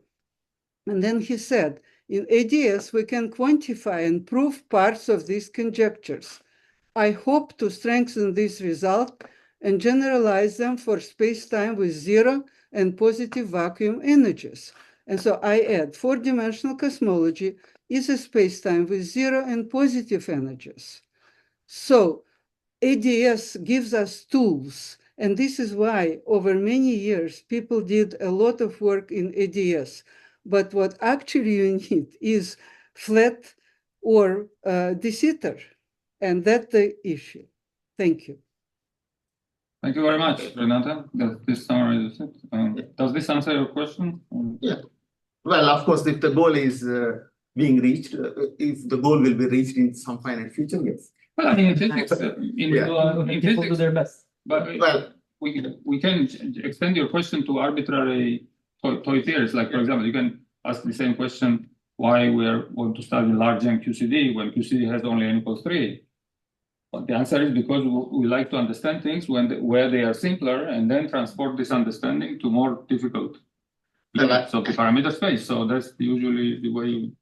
I experienced quantum gravity researchers who don't even think about outside areas, because outside areas is the ultimate goal. Like visitor understanding positive curvature, that's a goal we all have. So just we cannot spend all our time just in areas. Too many works and just care about areas, not even thinking, making steps beyond areas. I mean, time is personal, so everybody can spend their time as they like. Well, we can do the statistics, like how many works in archive as in number of years go. So moving towards the ultimate question rather than sticking to something simple examples or toy models.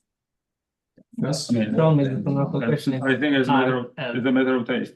Yeah. Hard is easy to escape. Hard question is hard. Okay, then it's fine. We cannot. We don't have to discuss it. If you say hard, then we. No, for example, you can say, as I said, a good example is large N QCD. There are infinite number of papers on large N QCD. I like it very much. This field. Yeah. Of course, QCD is not really large N. It's only 3, as I said. I understand. But I mean, this is still gives us a lot of understanding of the phenomena. Then we can then take the limits. So, I mean, I think that's fine that people work on ADS or whatever. No, maybe I can take this example. Large N QCD is of course fine as long as you cannot compute full QCD, and that was there for a long time. And even now, of course, it's nice to understand mechanisms. So I think we are not on the quantitative level of quantum gravity, regardless in which approach yet. So we have to stick to simplified situations. And so I would not say that your call it implicit criticism that why ADS? As I said, first you walk, then you run, and you're still walking, and actually in all approaches. So maybe related. Well, I would also like to run, but if I can't, I walk. This is related to follow-up. Sorry, small follow-up and then. Small follow-up, but it's also related to what, I mean, I didn't quite understand the no de Sitter conjecture, because that seems to be much more tied with this question, which is that, and it's tied with also, the landscape, which I'm more familiar with than the swampland. And it was, the landscape I thought was very interesting because of the possibility of putting de Sitter as a metastable state. And then, of course, finding that there are many, many, many, many of them, to the power of many. But nevertheless, that sort of picture of de Sitter, at least as a metastable state, not as an exact string background, is interesting. So I do not understand the swampland. And maybe I can address it to the other panelists who work on this. Why is there a no de Sitter part of your swampland? Would you like to? Okay. Go ahead. So I think the story is in 3 parts, more or less. Okay. So there's the stuff about eternal de Sitter, which, as Gia says, I think there are just model independent arguments. For eternal. Yeah. Okay. Then we come to metastable de Sitter, right? And then there are 2 things. One is this de Sitter conjecture, let's say, by Oguri and Bafa, and the one we were probably referring to. Yes, with a bunch. Exactly. Well, no, the KKT is something else. But there That is something else. It is metastable de Sitter. Yeah, it's a framework or construction or framework for constructing, metastable de Sitter. So within the context of metastable de Sitter, I would say there are 2 things. I mean, 3 things: explicit proposals. Okay. Then there are facts about string theory as we know it. For example, there are certain no-go theorems that in certain regimes there are no de Sitter vacuums on. And then there's this de Sitter conjecture, right? Which, in my opinion, so far is not really part of the Swampland program proper, in the sense that, at least to my knowledge, it doesn't really have bottom-up motivations. It's based on patterns we see in the string landscape. Bottom up means? Theory independent, microscopic theory independent. No, I think that I would disagree with, because I mean, S matrix, I mean, rules them out. All of those eternally inflating. I completely agree with that, but that's not what I'm talking about. I'm talking about the de Sitter conjecture of Augurian Vacuum, which is a bound on scalar potentials, which seems to show up in the landscape, right? It's like potentials in string constructions have certain properties, at least in certain regimes of parameter space, which are evaded by KKLT. Specific constraints on the curvature. There are inequalities on potential that appear in certain regimes of parameter space, which would be evaded in KKLT-like or similar constructions if they evade. Well, actually, those constraints were we suggested long ago, but based on different arguments. Very similar constraints on the how fast the sitter should be exited. But there's a picture that comes out that you have de Sitter for a finite, so no eternal de Sitter, but there's a de Sitter phase, at least constrained in time, that comes out of the theory. Is that allowed? Yes. I think so, and this is what Gia was referring to. The conjecture of 2016, I think, is essentially some inequalities on the scalar potentials of the EFT. It's not on the rate of like those are different things. Correct. So I want to add a comment with regard to why suddenly we are looking for de Sitter and what the observation will tell us relatively soon. Is cosmological constant explanation of dark energy or not? Or we need accelerating dark energy. And then the issue of metastable de Sitter state, the construction in KKLT, will work well to explain precisely the case when with future data, we will still see that cosmological constant explains the data. If, however, and we don't know what will happen, we need something like quintessence accelerating models, then we actually don't need de Sitter. We need something else. And this is a matter of construction. So the KKLT is just a way to explain possible dark energy as cosmological constant. But it is a matter of future data. And we have to be ready to also have construction of accelerator cosmology, where there is a small approach to this cosmological constant. And so this is the situation where we construct what we can, but we have to keep an eye on the data, why we need to explain things. And this is a place where future data will tell us. Thank you. Thank you, Alessandra. There was a question, sorry. Yes, thank you. Still, I'm not, I don't understand what this Swampland is, because so this is a general comment on the general approach of the philosophy, because I've heard about consistency requirements. I've not seen them yet. You mentioned unitarity, that I understand. Others are kind of floating. So you said that the standard model is okay. Okay. Probably because you tailor your consistency requirements to make it. Okay. I think it is like that. But it's not. Because if okay, you had two hours basically. I didn't see it proved. I'm sorry, what are you referring to? Sorry, I cannot make my comment. I think that this. Could you repeat the question just to? Yes. No, this is a comment. It's a comment. It's a comment. Doesn't need a reply. So I heard about consistency requirement. I still don't know what they are. Okay. You claim that the standard model is okay. I think that this is a tautology, because otherwise, if you have consistency requirement that leave the standard model out, nobody would take you seriously. As far as going beyond, I think it seems to me this kind of arbitrary to let some consistency requirement in and others out. So I really don't understand why I should be interested in this whole business. I see it very vague. But if you want, you can make it very more precise. Now you are throwing in this claim. No, it's not. Okay, you should prove your claims. I saw in your talk no formula.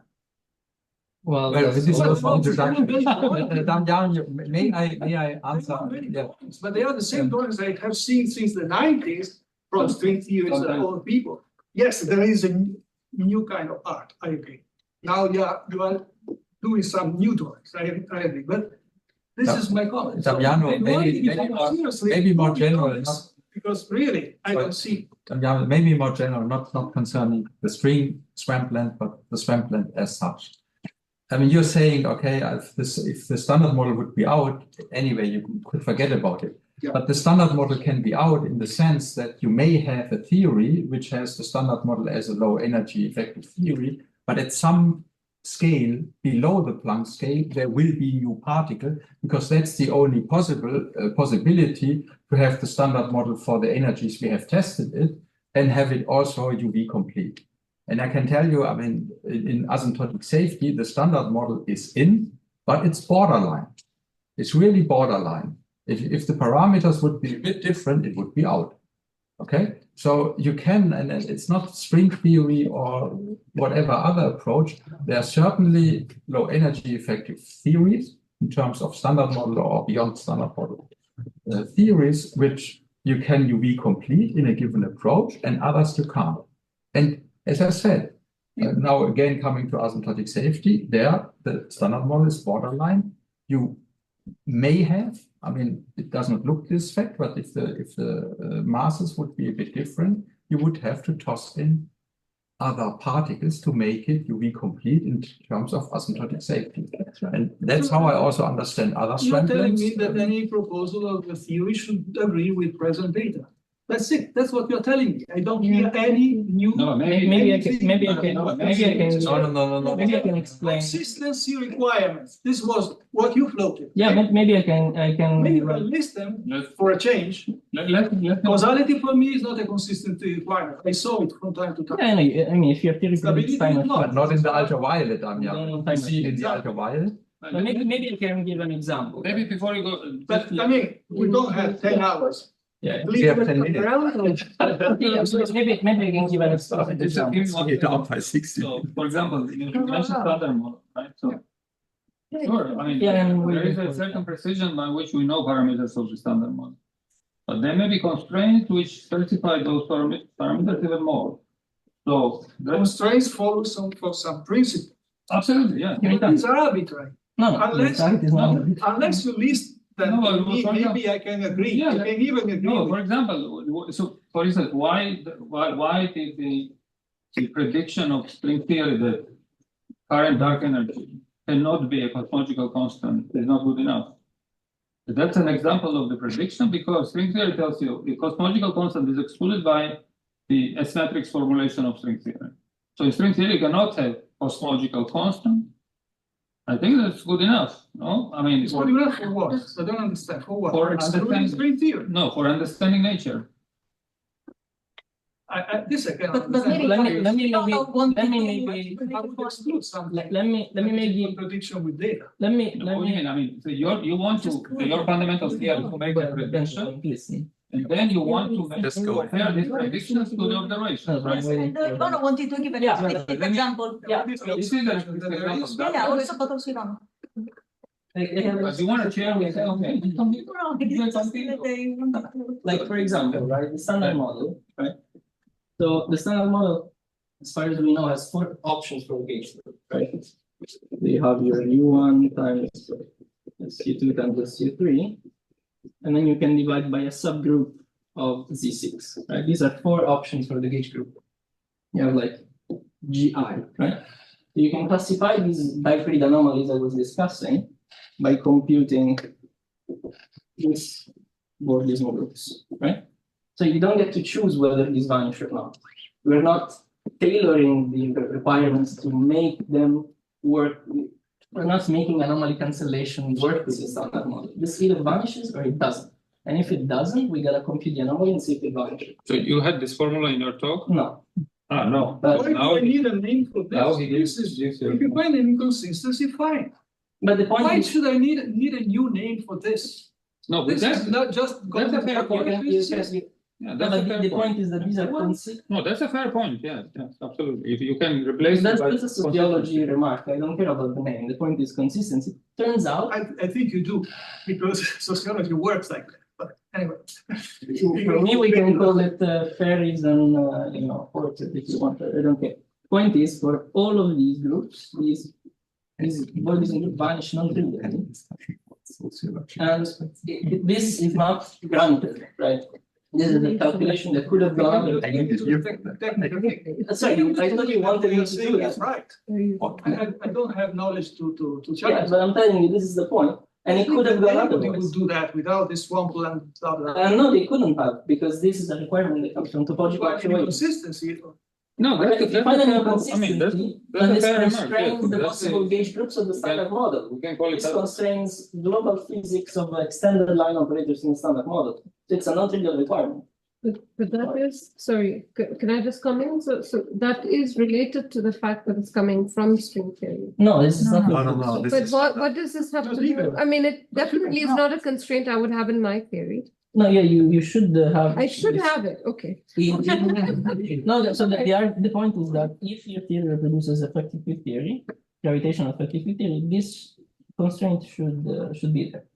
I mean, for example, but I mean, even the fact that you have, the continuum structure at these UV scales, it's a question of completely the question of what is your fundamental choice of degrees of freedom.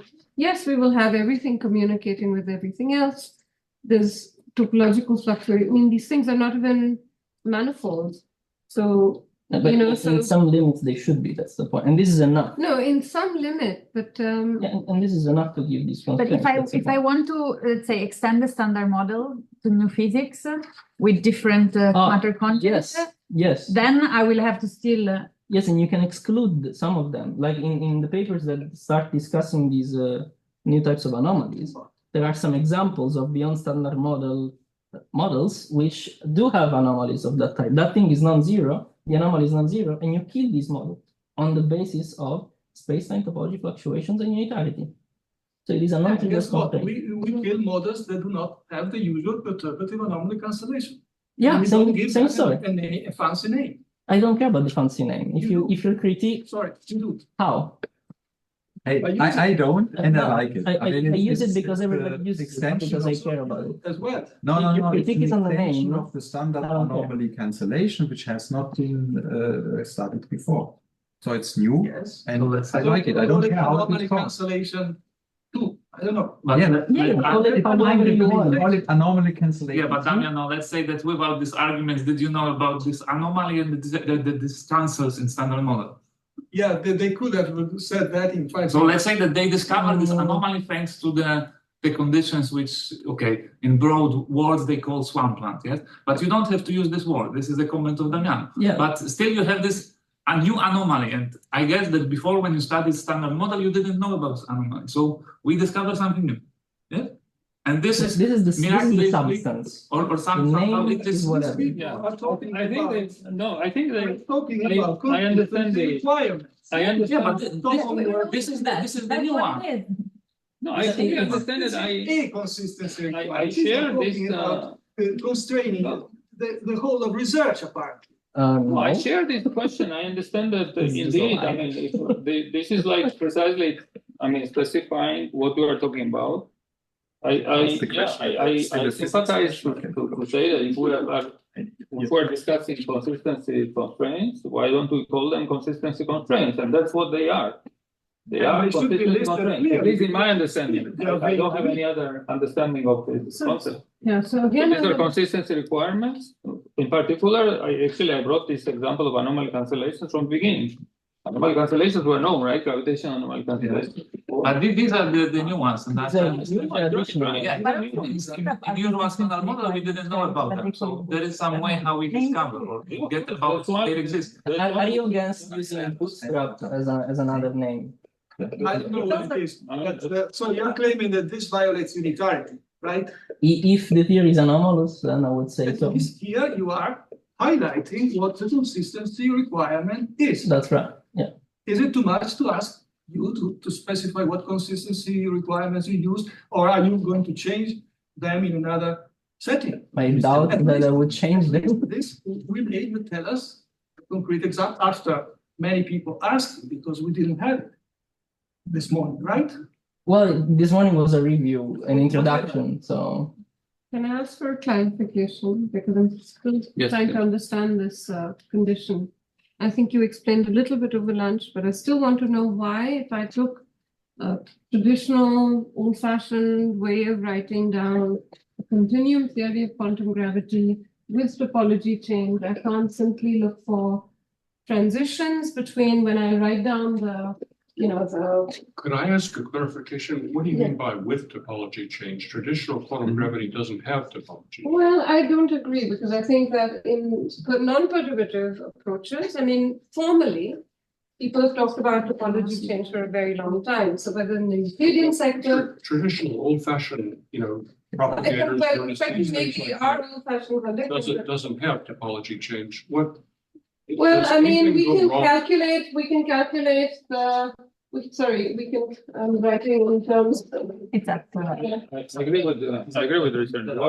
What Yeah, is so when thank you. what is If I were to write down, and we can write down contributions to a partition function, which is over sums over topologies of, and let's just stick to even Euclidean. We can write this down, right? And we can look the saddle point of contributions to these, and people have calculated them, including me, in some old avatar when I worked on continuum stuff, but their saddle point contributions come from various different topologies. And those topologies can be really very, very, very wild.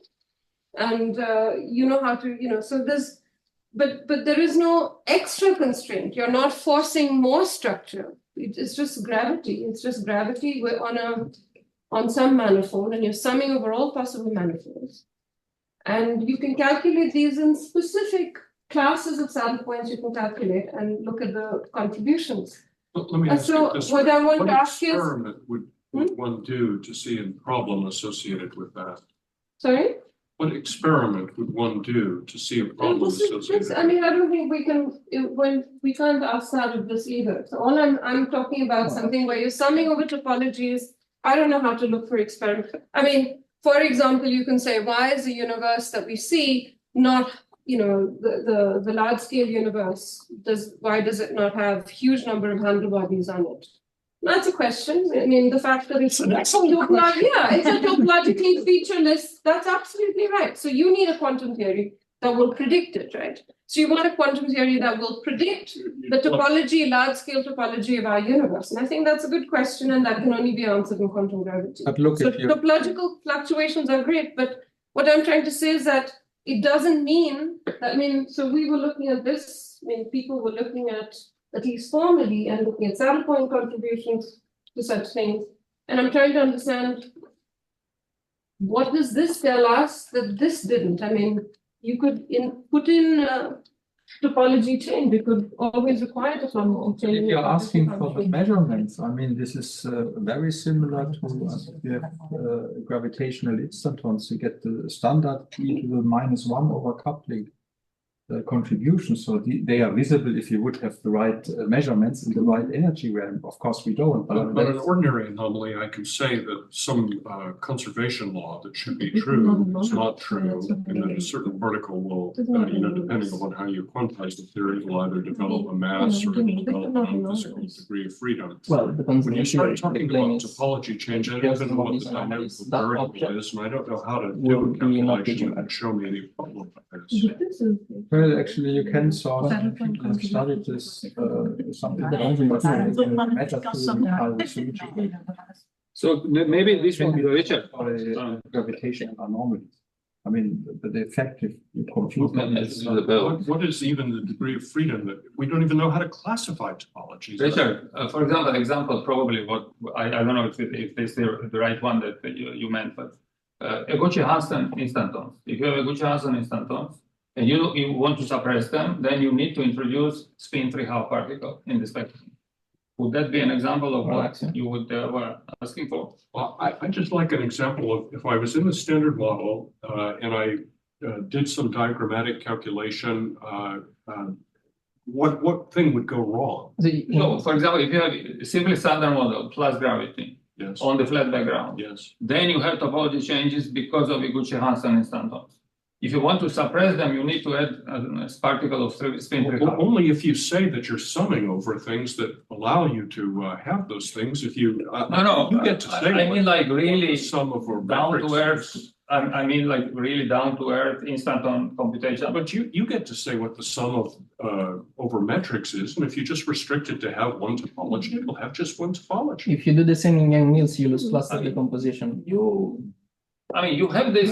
Would you lose? Are you saying you lose cluster decomposition here? You'd wind up not having long-range forces, or you'd wind up having things not separate. More or less, like what happens is. Could you show me that? I really don't see it. It's in a paper. It's a 1985 paper by Witten. If you want, like. I mean, of course, I cannot just write everything. So this is a proof that you must include a sum over topology change in quantum gravity. I don't believe it. This morning, I think I listed some. I just don't believe it. I didn't say that. I said that it's part of like a list of arguments that one can give. Sorry, instantons would fall in that category? Yes, instantons would fall in that category. Gravitational instantons into the topology change category. Yes. Now, gravitational instantons we know exist. The Iguchi-Hansen instantons, they exist, and the question is no, but look, I mean, the question he has is really, I mean, I can define my path integral as I wish. Okay, so if I don't allow the topology changes, is this a decent theory? We know from standard instantons it's not. I mean, actually in QCD you lose uniqueness of the vacuum.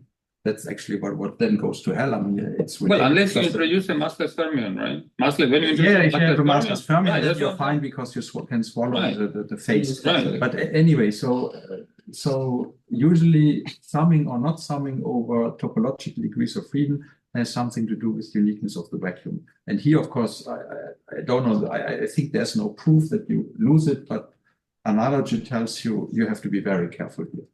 That would be my argument, but what would be good, I mean, that's presumably more what you are after is, so we know in QCD, it's the instantons give you anomalously one violation. So what would be the symmetry you violate by summing over the instantons? I mean, that of course would be, a golden plate observable, that I don't know here.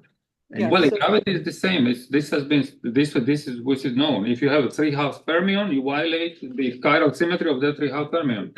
That's like Iguchi-Hansen and for Hawking, and I mean this is in gravity. That part is known. Now I don't know would that be a fall in the category that you? I don't even think we know how to classify sum over topologies. That's right. Renata. I mean, not all of those. Yes, Renata. Can I discuss the issue of how we define the path integral, whether it is what we are allowed or not allowed to include topology? So if the path integral is defined in perturbation theory, then you don't have to do it, but the exact path integral definitely has it. For example, in string theory, any continuous symmetry is broken to discrete symmetries. This is an example of including all these instanton type effects. And so it depends on what you study. If you do perturbative Feynman diagrams, you don't worry about it. But the theory has this. And therefore, in general, you have to include them because they break your symmetries from continuous to integer symmetries in gravitational context. No, but the question is more, is the path integral without the topology changes a decently defined quantum field theory? I think that is...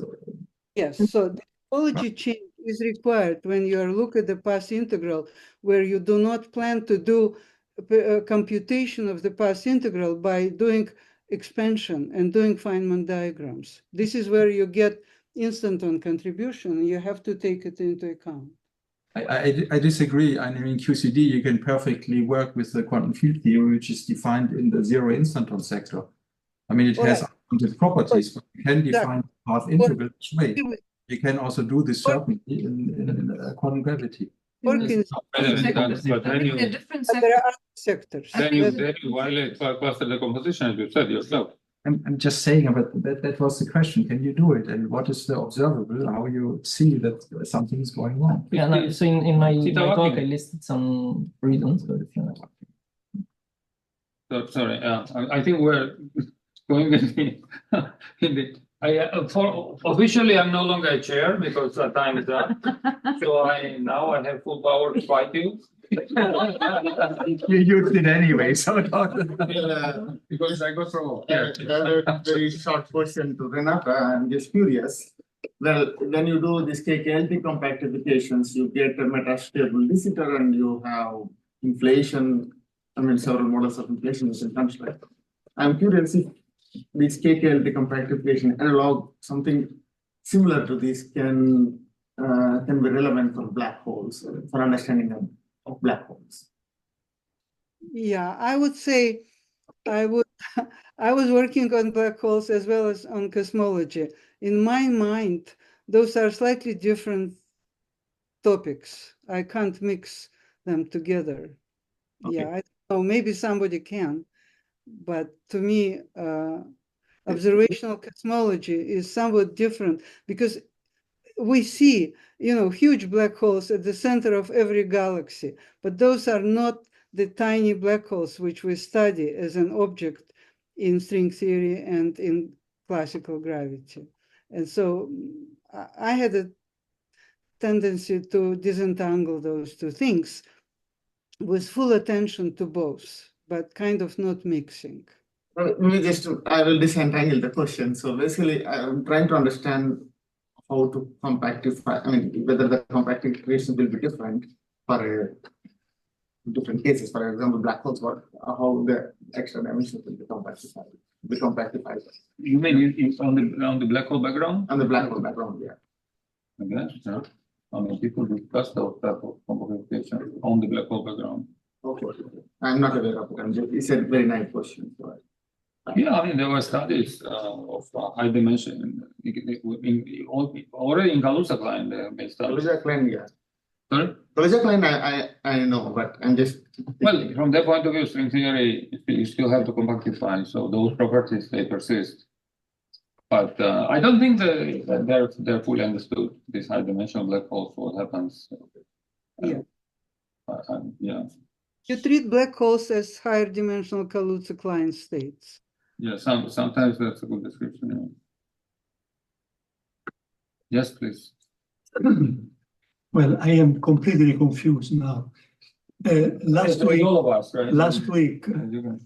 We had a discussion of string theory, and Neil Turok was saying that string theory is irrelevant for cosmology. Today, because it's not connected with data. Today, I hear that string theory is very important for cosmology. So I'm not an expert of cosmology. I don't know if... I think I can answer that question, but maybe someone else wants to. Okay, that was my question. String theory is an ultraviolet completion. Okay, so now if you are doing cosmology with the curvatures that are much below the string scale, you can do effective field theory. Maybe that's what Neil meant. I think so. Yes. And so then you can do effective field theory without really going into subtleties of strings.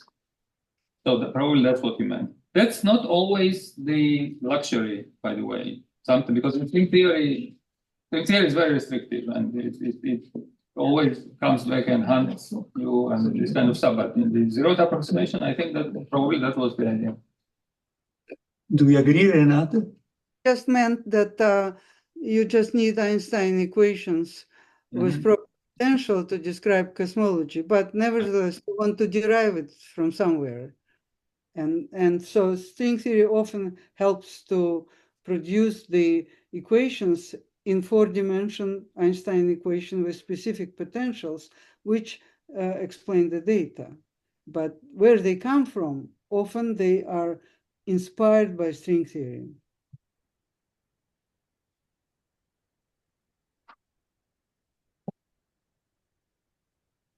Any other remarks? Criticism, comment? Okay, then we officially finish. Thank you very much. Thank you, Renata, for joining from a distance.